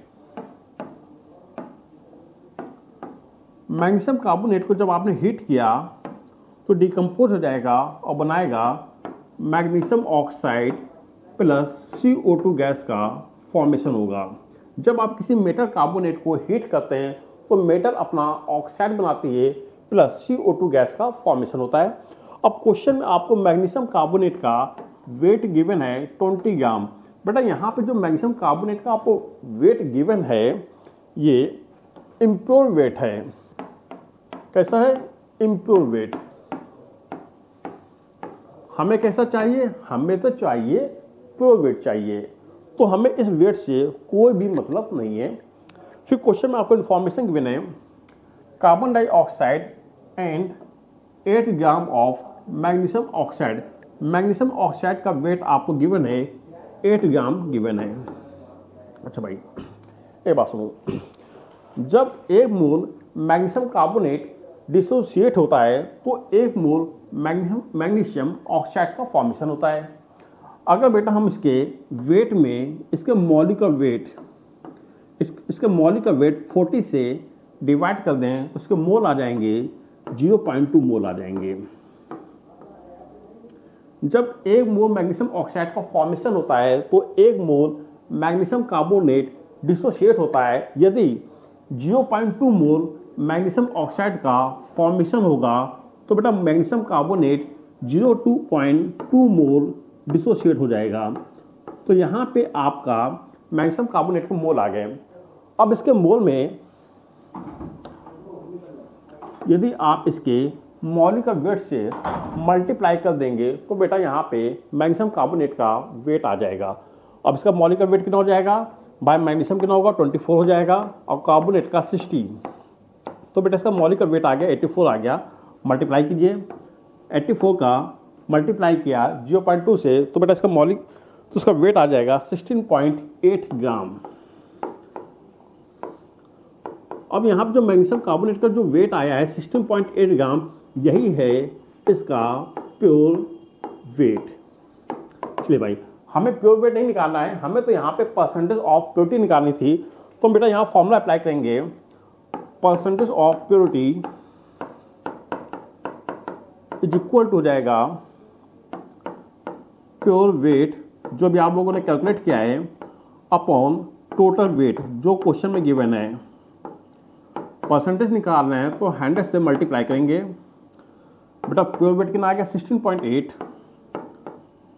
टोटल वेट आपको गिवन है 20 इंटू 100, सॉल्व कर लेंगे 5 का 16.8 में मल्टीप्लाई करेंगे तो बेटा यहाँ से इसका वेट आ जाएगा 84, third is the right answer हो जाएगा। चलिए भाई आगे बढ़ते हैं। क्वेश्चन में क्या है कि फिनॉल या heated with a solution of a mixture of a potassium bromide and potassium bromate the major product obtain in the above reaction. अच्छा भाई phenol,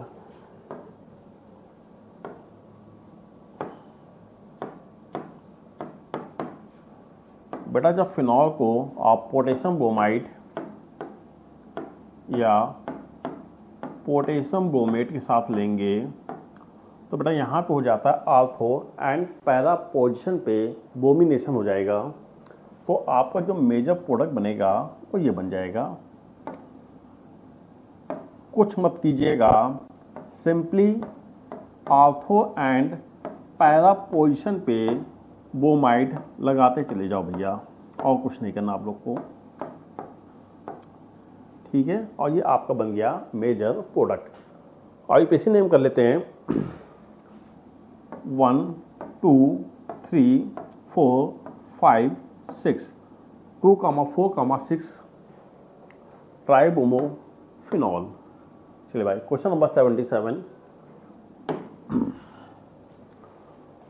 hydrolysis of phenyl isocyanide. बेटा यहाँ पे हम लोग फिनाइल आइसोसाइनाइड की हाइड्रोलिसिस कराने जा रहे हैं।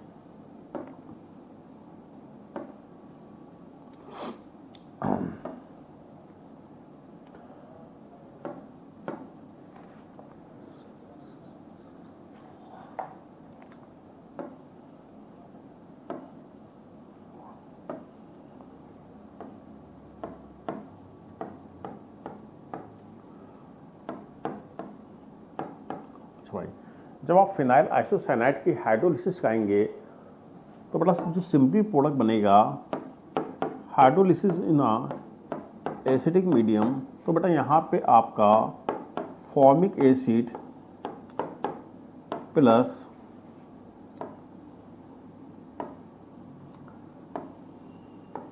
एमीन का फॉर्मेशन होगा, प्लस एरोमेटिक एमीन का फॉर्मेशन हो जाएगा, तो क्या बनेगा फॉर्मिक एसिड। चलिए भाई आगे बढ़ते हैं। Question number 78, for the reaction. अच्छा भाई क्वेश्चन में आपको रिएक्शन दी गई है और क्वेश्चन में आपसे rate law of a reaction पूछी गई है। भाई क्वेश्चन में आपको एलिमेंट्री रिएक्शन दी गई है। बेटा जब कभी एलिमेंट्री रिएक्शन दी जाती है तो हमेशा स्लोवेस्ट स्टेप के लिए हम लोग लिखते हैं रेट लॉ का एक्सप्रेशन। भाई ये तो आपकी रिएक्शन जो हो गई है फास्ट स्टेप में होगी और नीचे वाली ये आपकी स्लो स्टेप में रिएक्शन होगी, ठीक है। आइए तो बेटा इसका हम लोग लिखेंगे रेट लॉ का एक्सप्रेशन लिखेंगे R इक्वल टू के कंसंट्रेशन ऑफ NaOCl की पावर 1 इनटू नाइट्रिक ऑक्साइड। ये बेटा आ गया रेट लॉ का एक्सप्रेशन आ गया। बट आपकी जो डिजायर्ड इक्वेशन है बेटा, डिजायर्ड इक्वेशन में 2 NaOCl2, बेटा डिजायर्ड इक्वेशन में NaOCl2 नहीं है, तो जाहिर सी बात है कि यहाँ पे एक इंटरमीडिएट आ गया है। अब इस इंटरमीडिएट को हटाने के लिए जो आपकी फास्ट स्टेप रिएक्शन है इसके लिए हम लोग लिखेंगे केसी का एक्सप्रेशन लिखेंगे। तो बेटा फास्ट स्टेप रिएक्शन के लिए हम लोग लिखने जा रहे हैं केसी का expression, K C equal to product की कंसंट्रेशन NaOCl2 अपॉन रिएक्टेंट की कंसंट्रेशन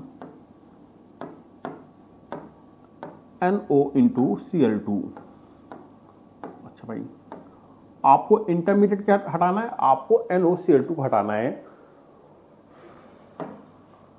तो बेटा NaOCl2 हटाने के लिए जगह नहीं है, मैं यहां कर दे रहा हूं। तो बेटा NaOCl2 इज इक्वल टू हो जाएगा, किस क्रॉस मल्टीप्लाई होगा Kc into NO into Cl2। अब आप देखेंगे कि यहाँ पे आपने NOCl2 की वैल्यू निकाल ली, Kc into NO into Cl2। अब यहाँ पे जो आपकी जो रेट लाकर जो एक्सप्रेशन आपने लिखा है, इस NOCl2 के स्थान पे आप लिखेंगे Kc into NO into Cl2। लिखिए, सो R इक्वल टू के NOCl2 के स्थान पे क्या लिख सकते हैं, Kc into Kc NO into Cl2, और क्या लिखा है, NO लिखा है, इंटू NO। तो बेटा यहां से अब आपका रेट ला का एक्सप्रेशन आ जाएगा। दो कांस्टेंट वैल्यू आपस में मल्टीप्लाई करेंगी तो एक नई कांस्टेंट वैल्यू आ जाएगी। हमने मान लिया K डैश, मान लिया NO का NO में मल्टीप्लाई होगा तो बेटा NO की पावर हो जाएगी 2 इंटू Cl2। ये बेटा आपका आ गया रेट ला का एक्सप्रेशन आ गया, R equal to K dash NO2 Cl2। कोई आंसर मैच कर रहा? First. Question number 79, aniline react with which of these to form Schiff base. चलिए, एनिलीन बट हमने यहां पे ले लिया प्राइमरी एमीन लिया है और इसको हम लोग ट्रीट करवाएंगे कार्बोनिल कंपाउंड के साथ।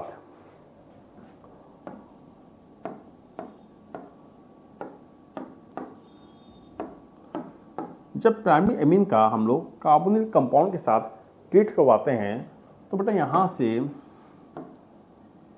1 मोल वाटर बाहर निकल जाएगा, 1 मोल वाटर बाहर निकल जाएगा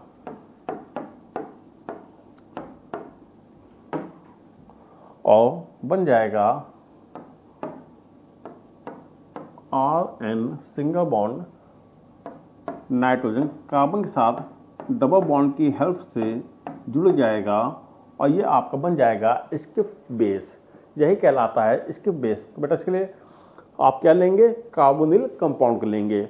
अब ऑप्शन में कोई कार्बोनिल कंपाउंड दिया गया? यस, सेकंड दिया गया है, बेंजल डिहाइड।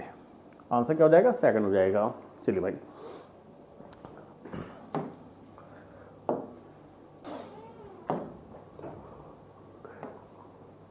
चलिए भाई, क्वेश्चन नंबर 80 क्या है कि human blood is isotonic with. बेटा जो ह्यूमन ब्लड होता है ये बेटा 0.91% weight by volume NaCl solution होता है। ठीक है, अच्छा भाई, तो जाहिर सी बात है कि यहाँ पे आपका सेकंड ऑप्शन बिल्कुल सही है। अब देखते हैं पहला ऑप्शन क्या होगा। भाई यहाँ पे देखिए आपको NaCl का परसेंटेज बाई वेट आपको दिया गया 0.91% दिया गया है। जब आप इसको ओपन करेंगे तो आप कह सकते हैं कि 0.91 gram solute NaCl present in 100 ml of solution. तो बेटा यहां से आप देखेंगे कि आपको NaCl का वेट मिल गया और बेटा आपको पूरे सॉल्यूशन का वॉल्यूम मिल गया। कितना? 100 ml। जब आपको वेट पता है, आपको वॉल्यूम पता है, तो क्या आप इसकी कंसंट्रेशन नहीं निकाल सकते हैं? बिल्कुल निकाल सकते हैं। कैसे? तो बेटा हम लोग यहां फॉर्मूला अप्लाई करेंगे, molarity equal to mole of solute upon volume of solution in ml into 1000। यदि वॉल्यूम आपका ml में है तो आप 1000 से मल्टीप्लाई करेंगे। अरे भाई, हम लोग निकालते हैं मोलैरिटी। बेटा मोल ऑफ सॉल्यूट, आपको NaCl का वेट कितना है? 0.91 हो गया। बेटा NaCl का मौलिक वेट आपको निकालना पड़ेगा। सोडियम एटॉमिक वेट होगा 23 और Cl का एटॉमिक वेट होगा 35.5, तो बेटा ये आ जाएगा 58.5। इसका आ गया मौलिक वेट आ गया 58.5 इंटू वॉल्यूम कितना आ गया 100 ml इंटू 1000। बेटा इसको सॉल्व कर लेंगे, कितने बार गया 10 टाइम्स गया। बेटा जब आप इस वैल्यू को सॉल्व करेंगे तो यहाँ पे आपकी जो कंसंट्रेशन है वो अप्रॉक्स आ जाएगी 0.156 मोलैरिटी। तो जाहिर सी बात बच्चा कि यहाँ पे आपका फर्स्ट और सेकंड दोनों ही ऑप्शन क्या है, सही है। तो बेटा हमारा जो आंसर हो जाएगा थर्ड हो जाएगा, बोथ फर्स्ट एंड सेकंड। चलिए भाई क्वेश्चन नंबर 81।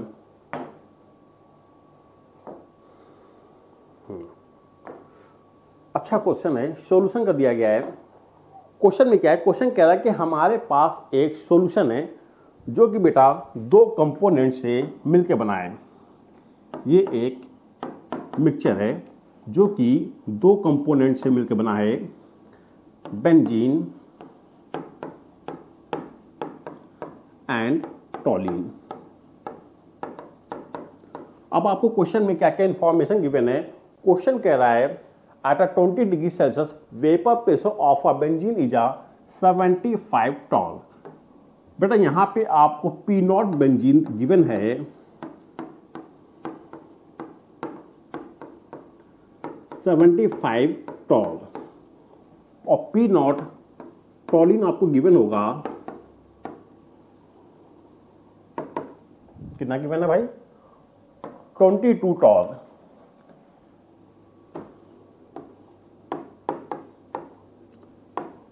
ठीक भाई, ये आपको प्योर वेपर प्रेशर गिवन है बेंजीन का और टॉलिन का गिवन है।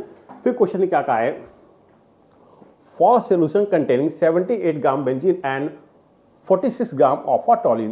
बेटा बेंजीन का जो वेट है, वेट ऑफ बेंजीन आपको गिवन है 78 gram and weight of टॉलिन given है 46 ग्राम। कितना है, हाँ 46 ग्राम है।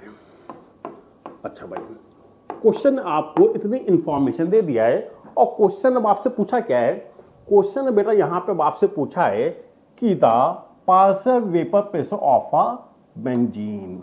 हमें यहां पे निकालने पड़ेगा बेंजीन का पार्शियल वेपर प्रेशर। आइए भाई लगा दें फॉर्मूला, आइए। तो बेटा partial vapour pressure of a benzene is equal to mole fraction of benzene into pure vapour pressure of a benzene. तो सबसे पहले बेटा यहां पे आपको mole fraction of a benzene निकालना पड़ेगा। अब मोल फ्रैक्शन कैसे निकालते हैं ये आप लोग जानते हैं। तो यहां पे आपको क्या करना पड़ेगा, मैं यहां कर दे रहा हूं, मोल ऑफ बेंजीन। बेटा बेंजीन का वेट कितना है 78 ग्राम और बेंजीन का मौलिक वेट होता है 78। बेटा यहां से बेंजीन का के मोल आ गए 1 मोल आ गए। अब निकालेंगे मोल ऑफ टॉलिन, कितना वेट गिवन है 46 ग्राम और टॉलिन का मौलिक वेट होता है 92। तो यहां पे बेटा टॉलिन के मोल आ गए 1/2 मोल। अच्छा भाई अब आपने क्या किया, दोनों के मोल निकाल लिए। हमें निकालना है बेंजीन का मोल फ्रैक्शन। तो बेटा mole fraction of benzene is equal to, जिसका मोल फ्रैक्शन निकालना है उसके मोल ऊपर, तो मोल ऑफ बेंजीन कितना है 1 मोल है upon total mole 1 plus 0.5 equal to आ गया 1/1/5। ये आ गया mole fraction of a benzene. बस क्वेश्चन आपका कंप्लीट हो गया। तो बेटा मोल फ्रैक्शन ऑफ बेंजीन कितना आ गया 1/1.5 into P not of benzene आपको गिवन है 75, डिवाइड कर देंगे तो बेटा आ जाएगा 50। तो बेटा यहां से आपका partial pressure of a benzene आ गया 50 टॉल। ठीक है, चलिए भाई आगे बढ़ते हैं। Question number 82,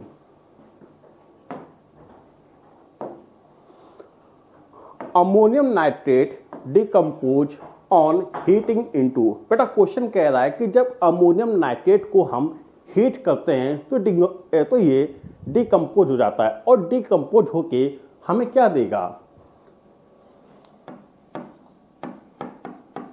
ammonium nitrate. इसको हमने हीट किया तो बेटा यहां से 2 मोल वाटर निकल जाएगा प्लस N2O नाइट्रस ऑक्साइड का फॉर्मेशन होगा, नाइट्रस ऑक्साइड का फॉर्मेशन होगा। और जो नाइट्रस ऑक्साइड होती है इसको बेटा हम लोग कहते हैं लॉफिंग गैस। क्या कहते हैं, लॉफिंग गैस कहते हैं। कोई आंसर मैच कर रहा है, nitrous oxide and water, second is the right answer हो जाएगा। Next, the oxidation state of iron in a brown complex. बेटा क्वेश्चन में आपसे ब्राउन कॉम्प्लेक्स में आयरन की ऑक्सीडेशन नंबर पूछी गई है, तो क्या आप लोग ऑक्सीडेशन नंबर नहीं निकाल पाएंगे, निकाल लेंगे। वाटर बेटा होता है न्यूट्रल मॉलिक्यूल होता है, तो इसकी ऑक्सीडेशन नंबर क्या हो गया, 0 हो गया। अच्छा भाई, NO बेटा ये भी क्या होता है, न्यूट्रल होता है, सरफेस पर चार्ज होगा -2, तो बेटा यहाँ पे आयरन की ऑक्सीडेशन आ जाएगी +2 आ जाएगी, यही तो होगा। बट ये रॉन्ग है बेटा। ब्राउन शुगर में जो आयरन होता है इसकी ऑक्सीडेशन नंबर होती है +1 होती है। कितनी होती है, +1 होती है। और यहाँ पे जो NO होता है बेटा नाइट्रोनियम के फॉर्म में होता है, ये नाइट्रोनियम के फॉर्म में होता है, तो बेटा यहाँ पे आयरन की ऑक्सीडेशन स्टेट +2 ना होके +1 हो जाता है। ठीक है, चलिए भाई आगे बढ़ते हैं।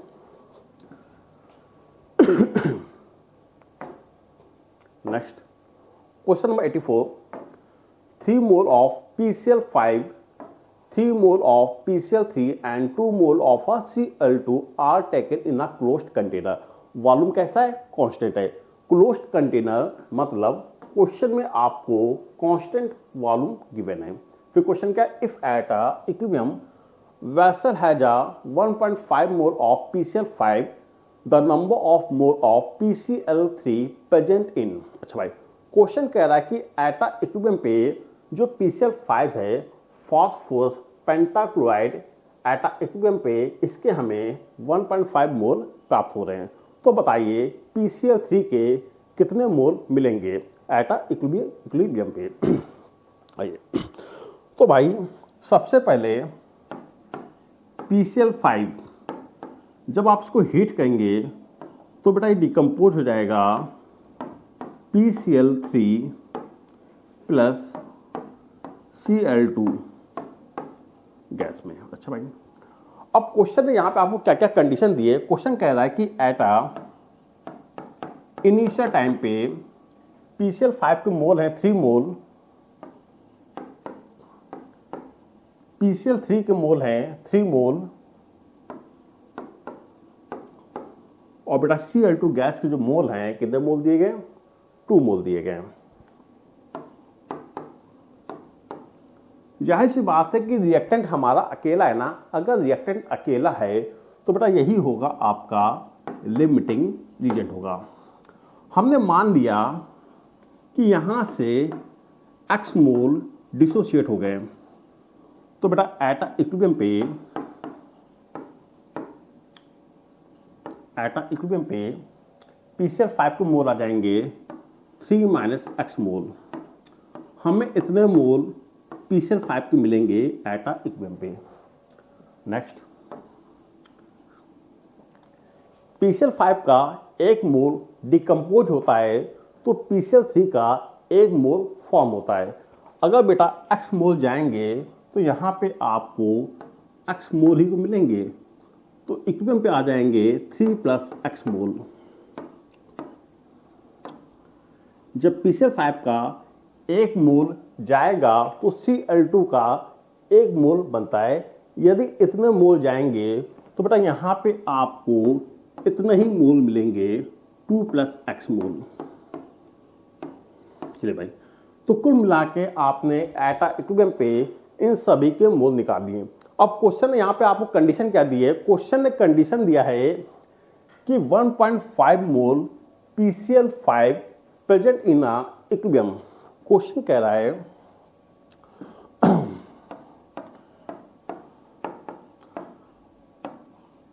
एटा इक्विलिब्रियम पे जो PCl5 है इसके 1.5 मोल मिल रहे हैं। तो बेटा हमें एटा इक्विलिब्रियम कितने मोल मिले? 3 - x = 1.5, सो x = 1.5। तो बेटा हमने यहाँ से x की वैल्यू निकाल ली, यहाँ पे रखेंगे 3 - x = 1.5 मोल। ठीक है, हमसे पूछा क्या गया? The number of mole of a PCl3। हमसे बेटा PCl3 के मोल पूछे गए, सो 3 + 1.5 = आ जाएगा 4.5 मोल। कोई आंसर मैच कर रहा है? सेकंड। चलिए भाई आगे बढ़ते हैं।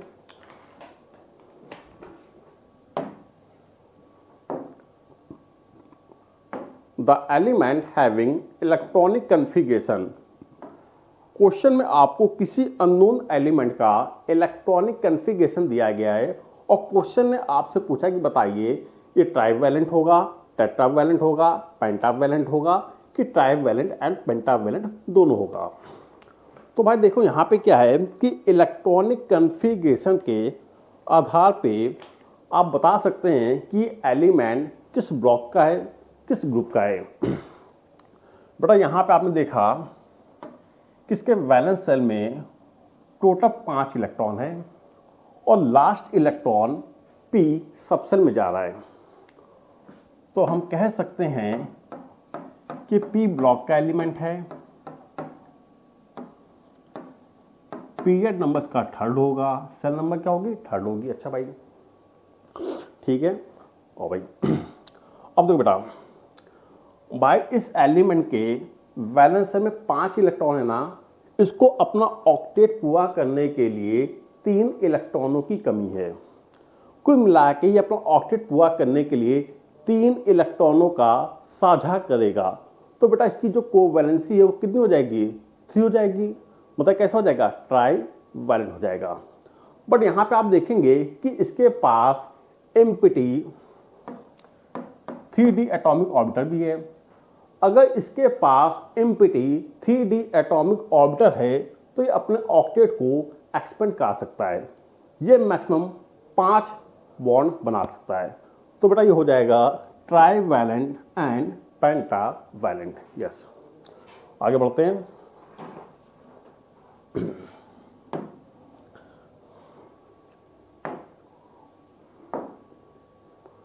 Which ionization potential in the following equation involve the greatest amount of energy? भाई यहाँ पे आपको सोडियम मेटल दिया गया है। बेटा यहाँ से जब आपने इसके वैलेंस सेल के अंदर से आपने एक इलेक्ट्रॉन को निकाला तो हो जाएगा IP1।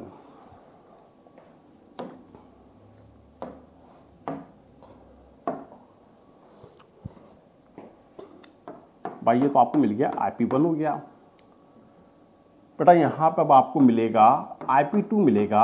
आपने इसके वैलेंस सेल के अंदर से 2 इलेक्ट्रॉनों को निकाला है तो बेटा यहाँ पे क्या होगी? IP2 हो जाएगी। और थर्ड ऑप्शन में आपने इसके वैलेंस सेल से 3 इलेक्ट्रॉन निकाले हैं तो बेटा यहाँ पे होगा IP3 होगा। और यहाँ पे कितना हो जाएगा? IP2 हो जाएगा भाई। ठीक है। अच्छा भाई चलो भाई IP1 is IP2 IP3। जैसे जैसे पॉजिटिव चार्जों की संख्या बढ़ती जाएगी वैसे वैसे IP की एनर्जी बढ़ती जाती है।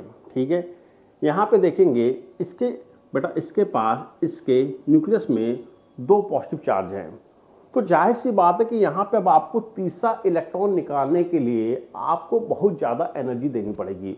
तो IP3 maximum then IP1 and IP2। तो आंसर क्या हो जाएगा? थर्ड हो जाएगा। और वैसे भी आप लोग जानते हैं कि पीरियोडिक टेबल में लेफ्ट टू राइट जाने पे IP इंक्रीज कर जाती है विद एक्सेप्शन। भाई यहाँ पे सोडियम है, फर्स्ट आर ग्रुप का एलिमेंट है, पोटेशियम फर्स्ट आर ग्रुप का एलिमेंट है, बट यहाँ पे कार्बन है, फोर्थ आर ग्रुप का एलिमेंट है। तो पीरियोडिक टेबल में लेफ्ट टू राइट जाओगे, साइज डिक्रीज करता है, IP इंक्रीज करती है विद एक्सेप्शन। आंसर क्या हो जाएगा? थर्ड। नेक्स्ट,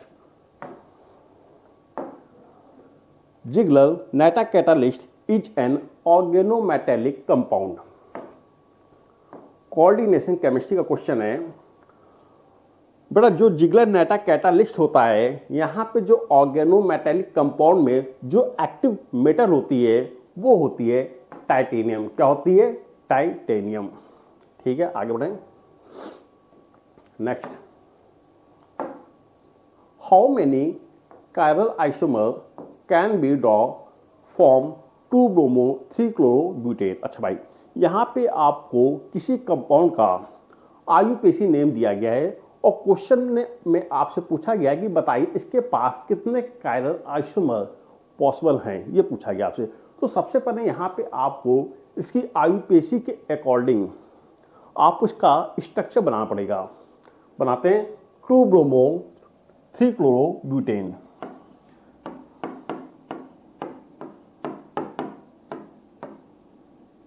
ब्रोमो है।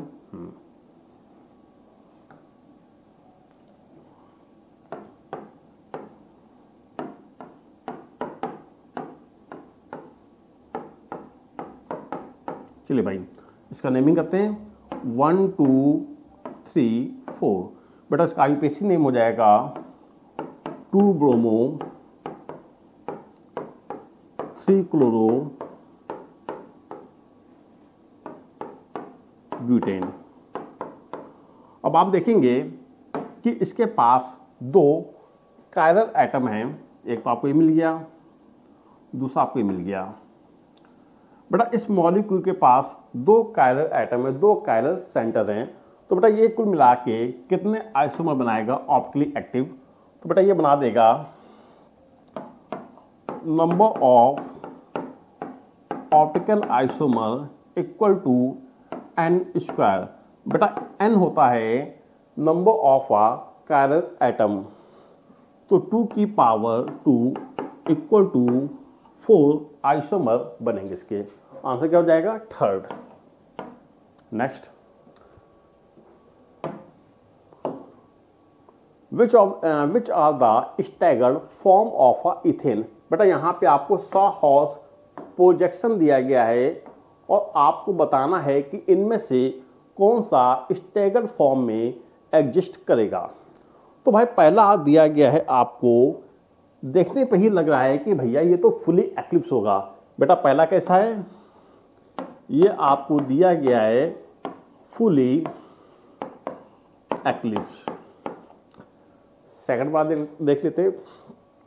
सुनो भाई, जब कभी आपको सॉ-हॉर्स प्रोजेक्शन दिया जाए और क्वेश्चन में आपसे स्टैगर्ड पूछा जाए, तो वहां पे बस आप ना देखना क्या वहां पे सेंटर ऑफ सिमेट्री पास हो रही है। आइए बेटा यहाँ पे देखो, सेंटर ऑफ सिमेट्री पास हो रही है। ठीक है, सेंटर ऑफ सिमेट्री पास हो रही है, सेंटर ऑफ सिमेट्री पास हो रही है। हाँ, ये स्टैगर्ड होगा। सेकंड वाला कैसा है? स्टैगर्ड है।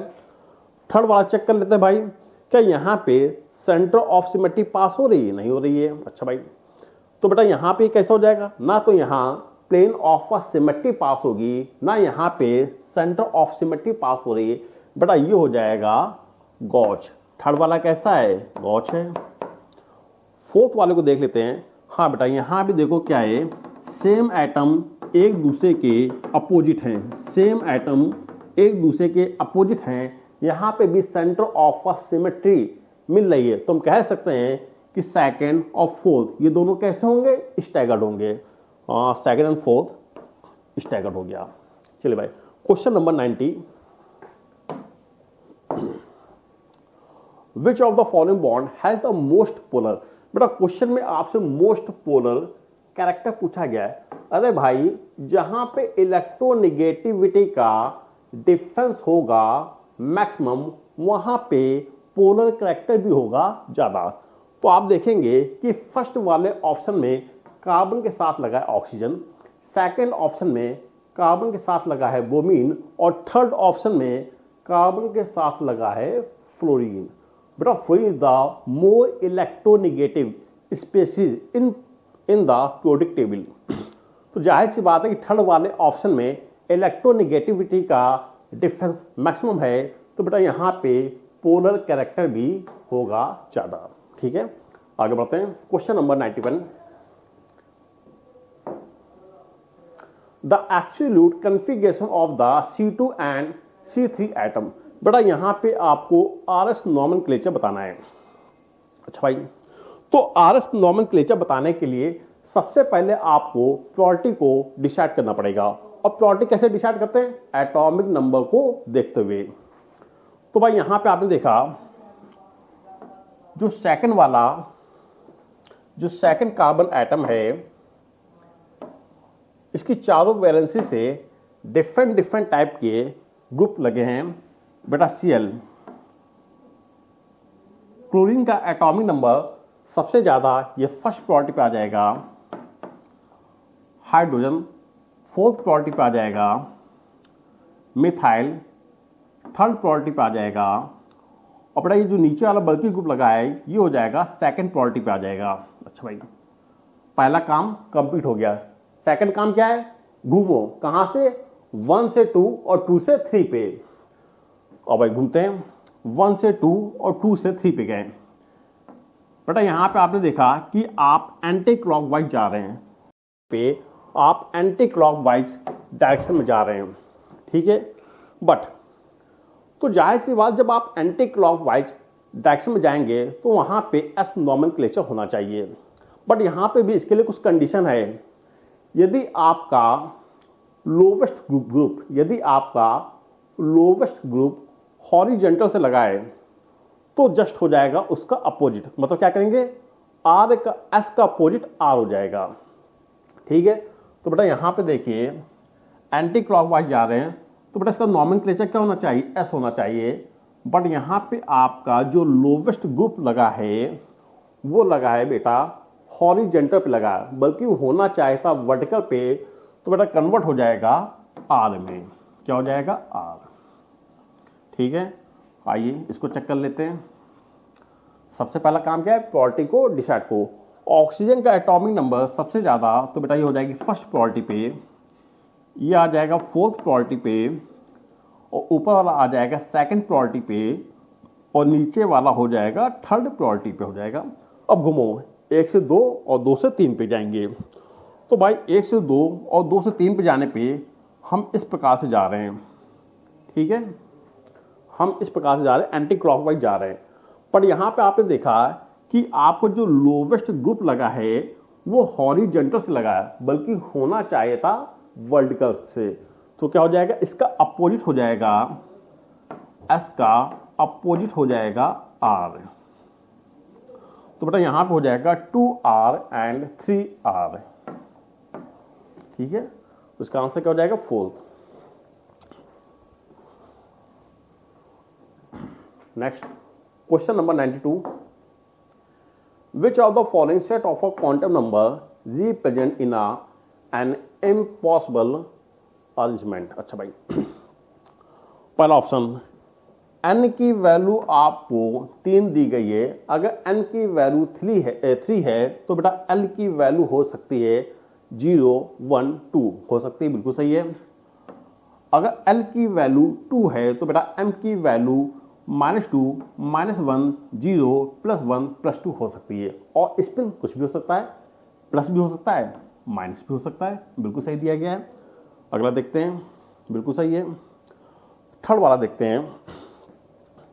बेटा n की वैल्यू कितनी है, 3 है। अगर n की वैल्यू 3 है तो बेटा यहाँ पे l की वैल्यू हो जाएगी 0, 1, 2, बिल्कुल सही है। अगर l की वैल्यू 2 है तो बेटा m की value -3 is not possible. m की वैल्यू होगी -2, -1, 0, +1, +2। तो बेटा यहाँ पे आपको ये गलत दिया गया है ना। तो आंसर क्या हो जाएगा, थर्ड हो जाएगा। आपसे रॉन्ग पूछा गया था। आगे बढ़ते हैं। द जेड आइसोमर, क्वेश्चन में आपसे ज्योमेट्रिकल आइसोमर का क्वेश्चन है और क्वेश्चन में आपसे जेड आइसोमर पूछा गया है। भाई देखिए, आइसोमर ज्योमेट्रिकल आइसोमर शो करने के लिए दो कंडीशन मस्ट बी प्रेजेंट होनी चाहिए। पहली क्या, carbon to carbon double bond हो और जो कार्बन डबल बॉन्डेड से लगा है उसके पास दोनों डिफरेंट टाइप के ग्रुप होने चाहिए। तो भाई यहाँ पे देखते हैं क्या होगा। भाई यहाँ पे आप देख लेंगे, यहाँ पे आप देखेंगे तो हमें तो यहाँ पे सेकंड वाला ऑप्शन बिल्कुल सही दिखाई दे रहा है। ये आइए बना के दिखाते इसको सही से। इसको आप इस प्रकार घुमा दीजिए तो बेटा ये हो जाएगा carbon to carbon double bond. जब आपने इसको इस प्रकार से घुमाया तो भाई यहाँ पे क्या होगा, यहाँ पे आ गया Cl आ गया, नीचे फ्लोरीन आ गया, यहाँ पे बेटा आयोडीन आ गया और यहाँ पे आ जाएगा Br आ जाएगा। अब क्या कहोगे, अब हम यहाँ पे देखेंगे किसकी प्रॉपर्टी ज़्यादा है। भाई जाहिर सी बात है क्लोरीन का एटॉमिक नंबर फ्लोरीन से ज़्यादा होगा तो बेटा हाईएस्ट प्रॉपर्टी हो जाएगी और ये हो जाएगा lowest. Fluorine, chlorine, bromine, iodine. बेटा आयोडीन की का एटॉमिक नंबर ब्रोमीन से ज़्यादा होगा तो ये हाईएस्ट हो जाएगा और नीचे वाला लोवेस्ट हो जाएगा। दो हाईएस्ट ग्रुप सेम डायरेक्शन में जा रहे हैं तो बेटा यहाँ पे हो जाएगा जेड फॉर्म। ये कैसा होगा, जेड फॉर्म हो जाएगा। तो मेरे ख्याल से second is the right answer हो जाएगा इसका। आगे बढ़ते हैं। क्वेश्चन नंबर, हाँ, which of the following alcohol gives positive iodoform test. भाई देखिए, जो पॉजिटिव आयोडोफॉर्म टेस्ट होता है वो मेनली देता है एल्डिहाइड या कीटोन। एल्डिहाइड और कीटोन देते हैं, बट कुछ एल्कोहल भी होते हैं जो पॉजिटिव आयोडोफॉर्म टेस्ट देते हैं और उनके लिए भी कुछ कंडीशन है। कंडीशन क्या है कि मस्ट बी, बेटा पॉजिटिव आयोडोफॉर्म टेस्ट के लिए must be alpha methyl group होना चाहिए। क्या होना चाहिए, जहां फंक्शनल ग्रुप लगा है उसके जस्ट बगल में sp3 कार्बन होना चाहिए, ठीक है, CH3 होना चाहिए, मिथाइल ग्रुप होना चाहिए। तो पहला ऑप्शन आपको दिया गया मिथेनॉल। मिथेनॉल क्या हो जाएगा भाई, CH3OH। बेटा क्या इसके पास कोई अल्फा मिथाइल ग्रुप है, कोई भी नहीं है, तो ये वाला तो नहीं दे पाएगा भाई। सेकंड वाला देख लो, ethyl carbinol, ethyl, CH3, CH2, CH2OH। एक कार्बन का अल्कोहल, जो बेटा एक कार्बन का अल्कोहल होता है वो कहलाता है कार्बिनॉल। ये आपका हो गया इथाइल और बेटा ये हो गया आपका कार्बिनॉल।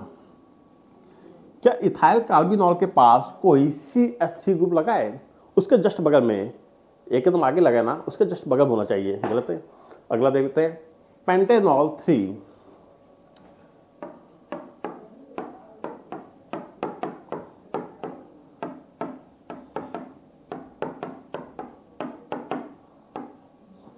पेंटेनॉल 3 है।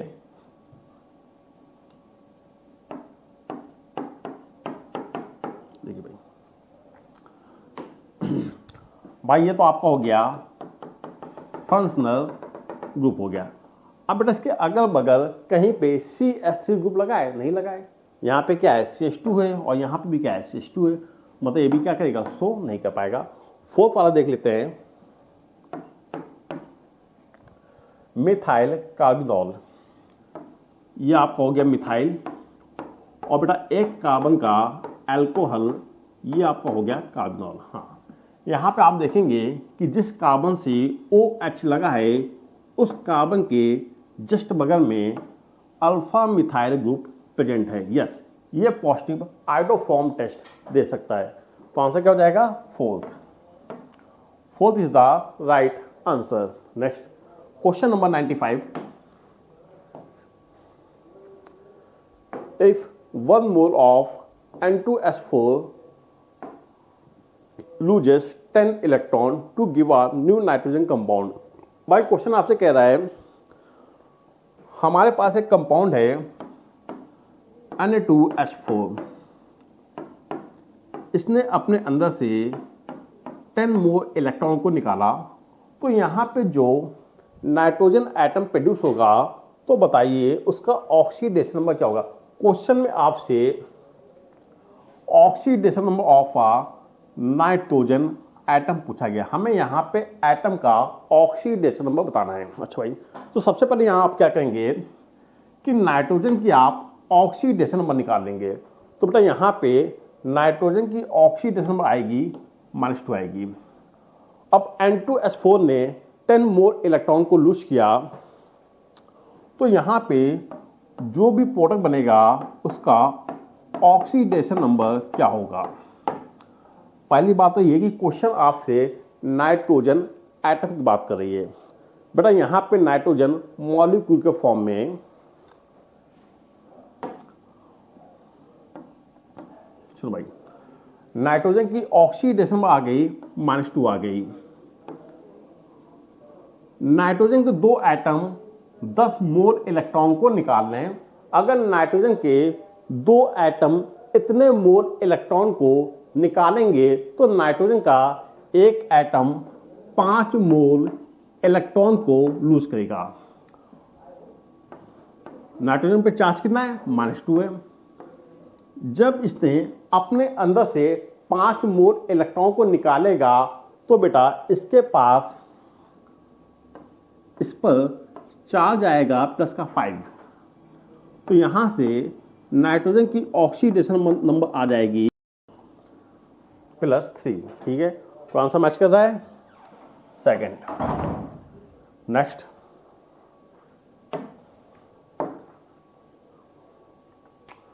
Reduction of aldehyde and ketone into hydrocarbon using zinc amalgam and concentrated HCl। Aldehyde और कीटोन को हाइड्रोकार्बन में कन्वर्ट करने के लिए हम यूज करते हैं zinc amalgam and concentration HCl। बेटा this is called Clemmensen reduction. जब कभी आप एल्डिहाइड या कीटोन पे zinc amalgam in presence of a concentration HCl को डालते हैं तो बेटा इसको रिड्यूस कर देता है एल्केन में। तो आंसर क्या हो जाएगा फर्स्ट, उसको कहलाता है Clemmensen reduction. Next question number 97, all bond in benzene are equal due to. अच्छा भाई, बेंजीन,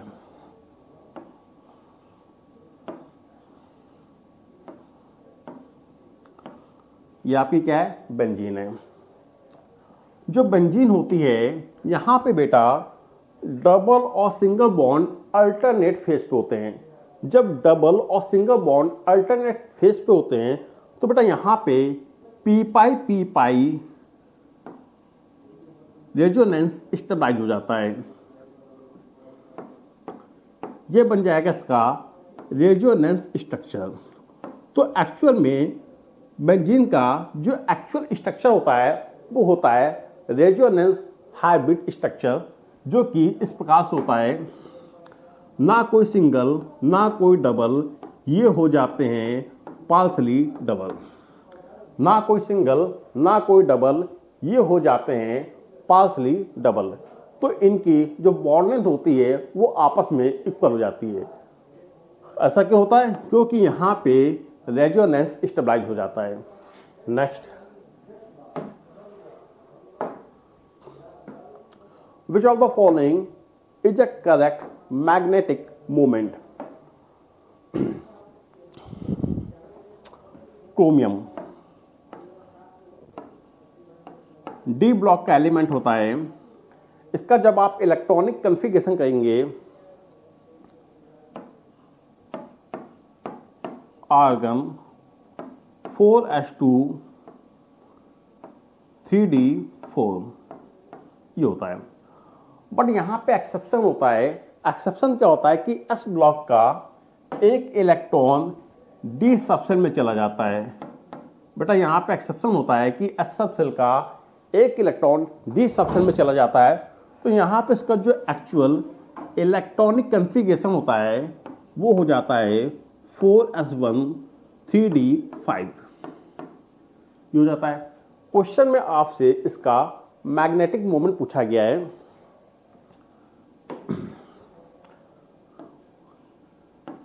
एस सबसेल में एक हाफ फील्ड, डी सबसेल में 5 अनपेयर्ड इलेक्ट्रॉन होंगे और एस सबसेल में एक अनपेयर्ड इलेक्ट्रॉन है। तो कुल मिला के इसके पास टोटल 6 अनपेयर्ड इलेक्ट्रॉन आ गए। हमें बताना है इसका मैग्नेटिक मोमेंट क्या होगा। तो under root n into n+2 बेटा n डिनोट करता है नंबर ऑफ अनपेयर्ड इलेक्ट्रॉन। तो n के स्थान पे आ जाएगा 6, 6 इंटू 6+2 इक्वल टू 48। जब आप इसका अंडर रूट हटाएंगे तो बेटा हो जाएगा 6.93 बोहर मैग्नेटॉन। हाँ, second is the right answer हो जाएगा। आगे बढ़ते हैं question number 99। Among lithium chloride, beryllium chloride, boron trichloride and Cl4 the covalent bond character। Question में आपसे कोवैलेंट बॉन्ड कैरेक्टर पूछा गया है। बेटा जब कभी क्वेश्चन में आपसे कोवैलेंट बॉन्ड कैरेक्टर पूछा जाए तो वहां पे आप लगाएंगे फैजन्स रूल।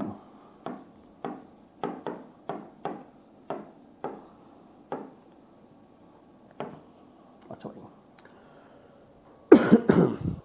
भाई देखो यहां पे बेटा क्या है कि एनायन का साइज फिक्स है। एनायन तो आपका फिक्स है, सील दिया गया है। बट यहां पे जो कैटायन है उनका साइज वो वेरी कर रहा है। कैटायन यहां पे क्या वेरी कर रहा है। तो भाई कैटायन का साइज बढ़ेगा। मैं लिख देता हूं, जो कोवैलेंट कैरेक्टर होता है is attractive for the polarizing power and is attractive for the polarizability. Polarizing power is attractive for the charge and inverse to the size।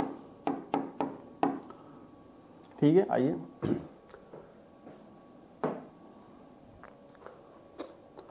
Option आप थर्ड में देखेंगे कि यहां पे लिथियम पे चार्ज होगा +1 होगा, बेरिलियम पे चार्ज +2 होगा, बोरान पे चार्ज +3 होगा और बेटा कार्बन पे चार्ज आ गया +4 आ गया।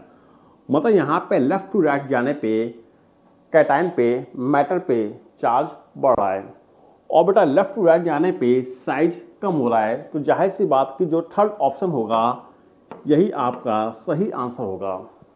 Next question number 100। Which of the following types of force bind together the carbon atom in a diamond? जो डायमंड होता है इसके अंदर कार्बन एटम प्रेजेंट होते हैं sp3 फॉर्म में। तो बेटा वहां पे कोवैलेंट फॉर्म में होते हैं। ओके।